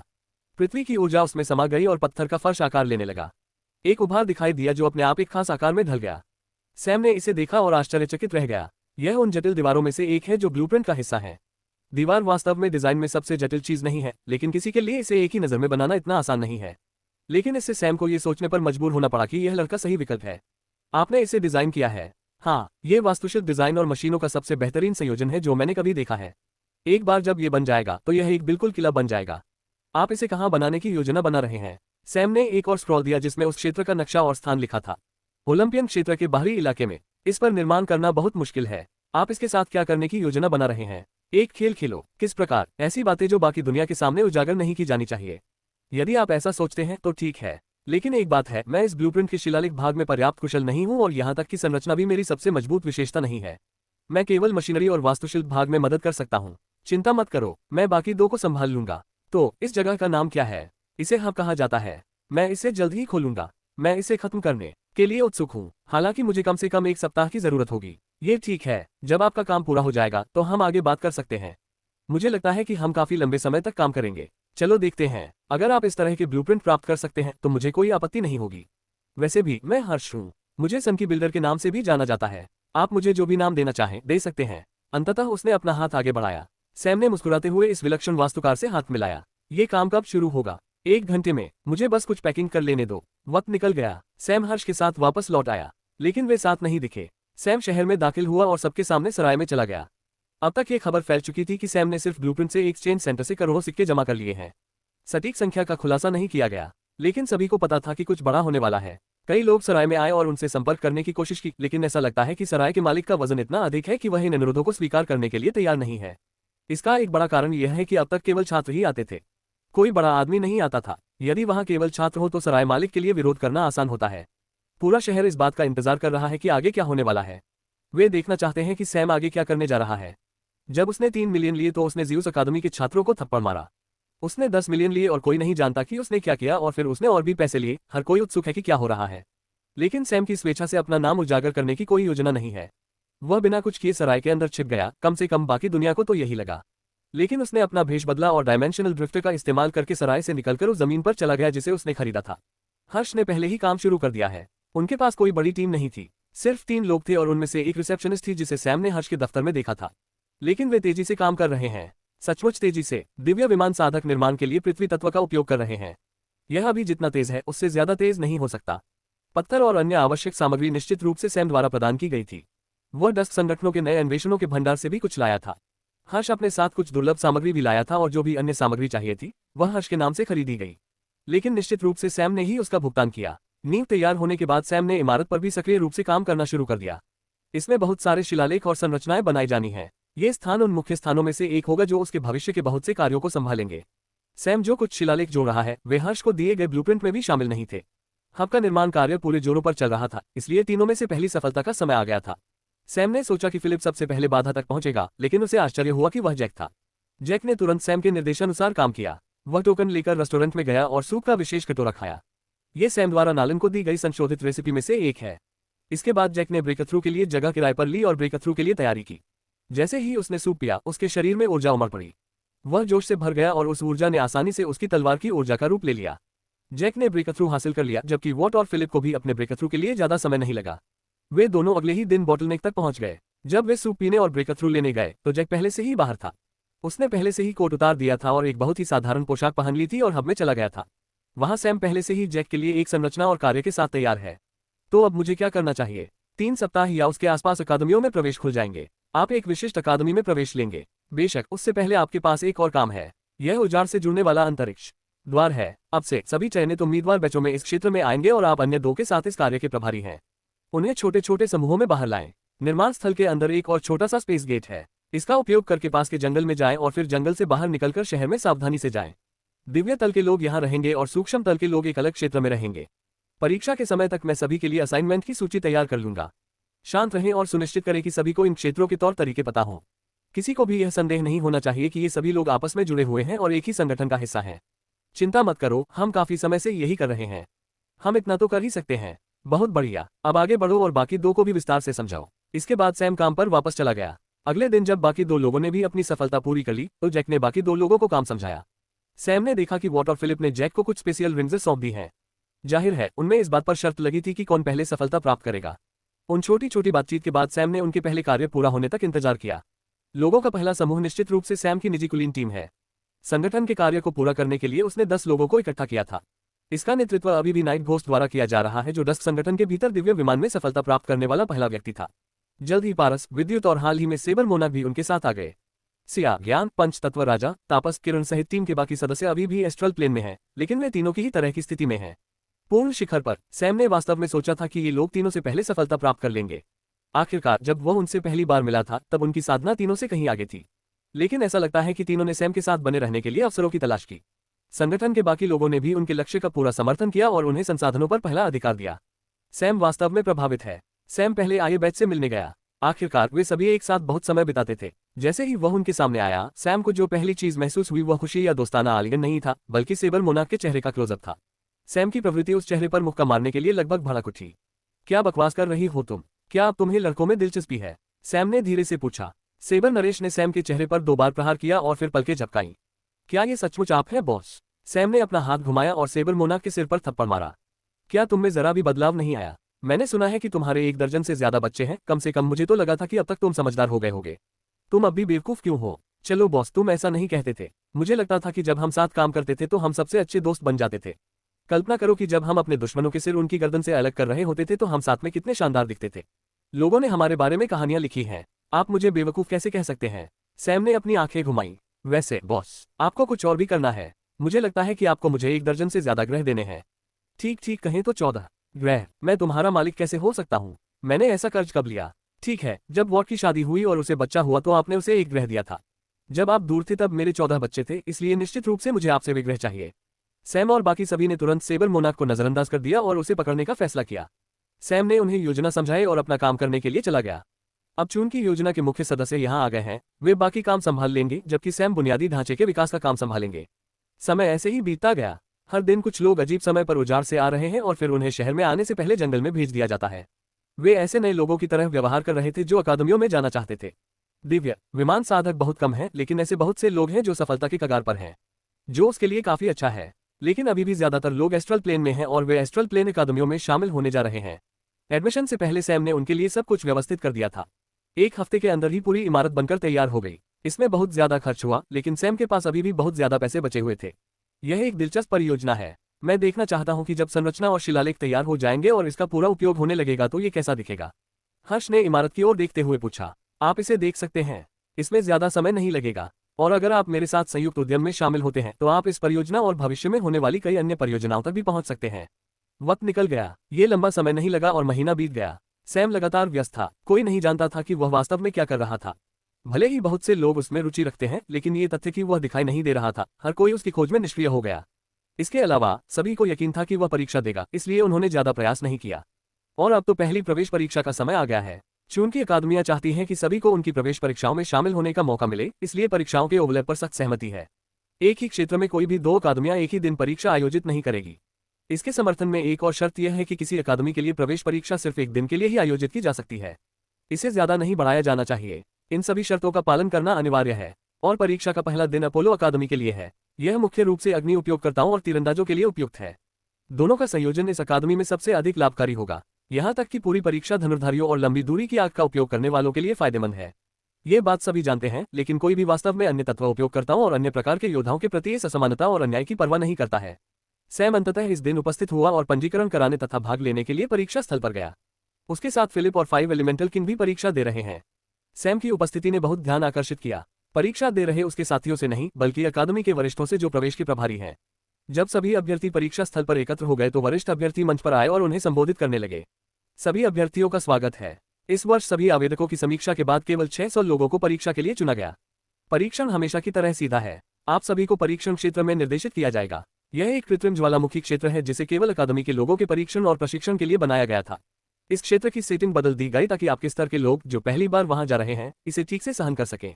परीक्षण के नियम सरल हैं। इस ज्वालामुखी क्षेत्र में कुछ अग्नि तत्व जीव होंगे जो इधर उधर घूम रहे होंगे। वे आपके दुश्मन हैं और उनका उद्देश्य आपको मारना है। वे अपनी पूरी ताकत से आप पर हमला करेंगे। वहां ठीक 1800 तत्व जीव हैं और जैसे जैसे उनका समय बीतता जाएगा उनकी ताकत धीरे धीरे बढ़ती जाएगी। और अगर वे आप में से किसी को मार देते हैं तो वे न केवल आपकी ऊर्जा को अवशोषित करेंगे बल्कि वे आपके कौशल की नकल भी करेंगे। इसलिए उनसे किसी तरह के अग्नि कौशल की अपेक्षा न करें। यदि वे बिजली उपयोगकर्ता को मार देते हैं और उसे खा जाते हैं तो वे बिजली फेंकना शुरू कर देंगे। प्रत्येक मौलिक प्राणी आपको एक अंक देता है और यदि कोई व्यक्ति जिसने कुछ अंक एकत्रित किए हैं किसी अन्य व्यक्ति द्वारा मारा जाता है या पराजित किया जाता है तो वह अपने सभी अंक खो देगा। अगर आप किसी भी परिस्थिति में मरना नहीं चाहते हैं तो अपनी आखिरी सांस निकलने से पहले एस्केप टोकन का इस्तेमाल करें। फिर भले ही आप अपने पॉइंट खो दें, लेकिन आप जीवित रह सकेंगे। अंतिम 100 लोगों का चयन अकादमी में किया जाएगा। अंतिम 30 लोगों को विशेष वर्ग में रखा जाएगा। शीर्ष 10 को वरिष्ठ प्रशिक्षकों से शिक्षा प्राप्त करने का मौका मिलेगा। शीर्ष 3 को अपोलो के प्रक्षेपण से मिलने का मौका मिलेगा और प्रथम स्थान पर आने वाले को अपोलो की सेना के शस्त्रागार से एक विशेष रूप से निर्मित हथियार मिलेगा। हर कोई उत्साहित है। इस समय फिलिप ने अपना हाथ उठाया और पूछा, यदि किसी व्यक्ति की रैंक ऊंची हो लेकिन वह अकादमी में शामिल नहीं होना चाहता तो पुरस्कारों का क्या होगा? सीनियर ने उसे गुस्से से देखा। यह कोई उचित सवाल नहीं है। आखिरकार इसका मतलब है कि कुछ उच्च रैंक वाले लोग अकादमी को तिरस्कार की नजर से देख रहे हैं। ऐसा होने की संभावना नहीं है, लेकिन यदि वे ऐसा करते हैं तो उन्हें मानद छात्र पद के साथ साथ वादा किए गए पुरस्कार भी प्रदान किए जाएंगे। उन्हें परीक्षण क्षेत्र में पुनः निर्देशित किया गया। ये वास्तव में एक कृत्रिम रूप से निर्मित ज्वालामुखी क्षेत्र है। सैम विशाल संरचनाओं को काम करते हुए महसूस कर सकता था। इसका एक भी अंश शुद्ध आध्यात्मिक ऊर्जा नहीं है। इसके बजाय सब कुछ विशुद्ध रूप से दिव्य ऊर्जा है। सैम हर सेकंड स्थानांतरित और हेरफेर की जा रही ऊर्जा की विशाल मात्रा से बहुत प्रभावित है। सभी अभ्यर्थी परीक्षण क्षेत्र में अलग अलग स्थानों पर उपस्थित हुए। तुरंत दिखाई देने वाली सीमा के भीतर सैम किसी को भी नहीं देख सका। ऐसा लगता है कि क्षेत्र काफी विशाल है। पूरे इलाके में मैग्मा चट्टानों के बड़े बड़े उभार हैं। वनस्पतियों के बजाय ये उभार ही अधिकांश आवरण का निर्माण करते हैं। इनसे किसी के लिए भी स्पष्ट सीधी रेखा में दृश्य प्राप्त करना कठिन है। सभी प्रतियोगियों ने आते ही एक ही काम किया। वे चलना शुरू कर दिया। उड़कर नहीं, बल्कि पैदल। उनमें से प्रत्येक दिव्य विमान साधक के रूप में उड़ सकता था, लेकिन उनमें से किसी ने भी ऐसा नहीं किया। इसके बजाय वे सभी इलाके का फायदा उठाकर इधर उधर छिप गए। दूसरी ओर सैम ने एक बिल्कुल अलग तरीका अपनाया। वह हवा में तैरता रहा। वह उड़ता हुआ एक निश्चित ऊंचाई पर पहुंचा ताकि वह पूरे इलाके का ठीक से नजारा देख सके। उसने ऐसा अभिनय किया जैसे वह उस जगह का मालिक हो। सैम ने उस ऊंचाई को छूने के बाद अपना धनुष निकाला और आंशिक अग्नि तत्व सम्मेलन को सक्रिय किया। उसके पास कोई असली तीर भी नहीं था। उसने इसके बजाय ऊर्जा तीर बनाए और अपने सबसे नजदीकी तत्व प्राणियों में से एक पर निशाना साधा। स्वूश बूम! तीर हवा में सीटी बजाता हुआ चला गया और उसके पीछे से आग और धुएं की एक लपटें निकली जो परीक्षण स्थल पर मौजूद सभी लोगों को स्पष्ट रूप से दिखाई दे रही थी, इससे पहले कि वह मूल प्राणी तक पहुंचा और फट गया। विस्फोट में वह प्राणी बिखर गया और ऐसे गायब हो गया जैसे वह पहले कभी अस्तित्व में ही नहीं था। सैम के सिर के ऊपर एक अंक प्रकट हुआ जिससे उसकी पहली हत्या की पुष्टि हुई। और इससे पहले कि वह संख्या पूरी तरह से प्रकट होती, वह एक बार फिर चमकी और 2 में बदल गई, क्योंकि उसने एक अन्य मौलिक प्राणी पर एक और तीर चलाया था। जैसा कि सभी ने देखा कि विभिन्न दिशाओं में तीरों की वर्षा हो रही थी। सैम अपनी शक्ति पर सोया नहीं था। उसने बस बेरहमी से हमला किया। हर प्राणी के लिए केवल एक हमले की आवश्यकता थी। इससे पहले कि लोग कुछ समझ पाते, वह 50 प्राणियों को मार चुका था। 2 मिनट से भी कम समय में 50 तीर चलाए गए। सैम को लगा कि वह अभी भी धीमा है और उसने अपनी गति बढ़ा दी। उम्मीदवार अपने अपने क्षेत्र और क्षेत्रों में कमोबेश श्रेष्ठ है, उन्होंने आसानी से गति में अंतर देखा और उन्होंने अपनी चाल चली। आखिरी 2 मिनट में सैम ने पहले ही बहुत से प्रतियोगियों की उम्मीदों को खत्म कर दिया। और हाँ, ऐसे अन्य लोग भी हैं जो बाकियों से एक कदम आगे हैं और उन्होंने तुरंत ही मौलिक प्राणियों पर अपना कदम बढ़ा दिया। लेकिन एक और बात है जिस पर कई लोग ध्यान नहीं दे पाए, क्योंकि सैम ने बहुत अधिक ध्यान आकर्षित कर लिया था। फिलिप और 5 तत्व राजा हालांकि सैम की तरह चमकदार नहीं थे, लेकिन उन्होंने बाकी लोगों के शुरू करने से पहले ही हत्याएं शुरू कर दी थीं। पहले 2 मिनट में 5 एलिमेंटल राजा ने 12 को मार डाला, जबकि फिलिप 8 पर है। वे हर गुजरते सेकंड के साथ तेजी से आगे बढ़ रहे हैं। उनमें से 3 को एलिमेंटल ने मार डाला, लेकिन उनमें से सैम ने कुछ और भी किया। उसने अन्य रेंज वाले उपयोगकर्ताओं के लाभ को नष्ट करना शुरू कर दिया। वह उनके हमलों को गोली मारकर उन्हें मार गिरा रहा है और इधर उधर घूमते हुए उनकी हत्याएं भी कर रहा है। ये कहना गलत नहीं होगा कि पूरे टेस्ट में उनका दबदबा है। इसने बहुत से प्रशिक्षकों का ध्यान आकर्षित किया, लेकिन निश्चित रूप से यह बाकी प्रतियोगियों और विशेष प्रवेश के माध्यम से शामिल हुए कुछ नए छात्रों को पसंद नहीं आया। उनमें से एक ने सैम की ओर देखा और मन ही मन कोसने लगा, क्योंकि उसका भाई भी सैम और बाकी लोगों के साथ परीक्षा में व्यस्त है। बेशक सैम को इसकी परवाह नहीं थी। इस बीच परीक्षण क्षेत्र में कहीं 4 लोग इकट्ठे हुए। उनमें से एक ने अपनी पीठ पर धनुष बांध रखा था और वह खड़ा होकर सैम की आतिशबाजी को आसमान में चमकते हुए देख रहा था। उसके चेहरे पर मुस्कान थी। बाकी 3 लोग पास ही बैठकर आराम कर रहे थे। आप क्या सोचते हैं बॉस, क्या हम शुरू करें? नहीं, हम योजना बदल रहे हैं। यह आदमी जो भी है वह हमें बहुत सी परेशानियों से बचा रहा है। अब उसकी वजह से हर कोई तेजी से आगे बढ़ेगा और तत्वों को मारने की कोशिश करेगा और इससे प्रतियोगियों के बीच बहुत सारे झगड़े होने वाले हैं। चलो कीचड़ भरे पानी में मछली पकड़ते हैं, और चूंकि वह इतना उदार है कि अपनी ऊर्जा खपत को रोक नहीं सकता और बहुत सारे अंक एकत्र कर सकता है, इसलिए उसे ढूंढकर उन अंकों को न लेना अन्याय होगा। आइए हम इसके लिए कुछ तैयारियां करें और अंतिम पुरस्कार प्राप्त करें। जैसा आप कहें बॉस। तो फिर वह आदमी इसके लिए केवल अपनी बेवकूफ किस्मत को ही दोष दे सकता है।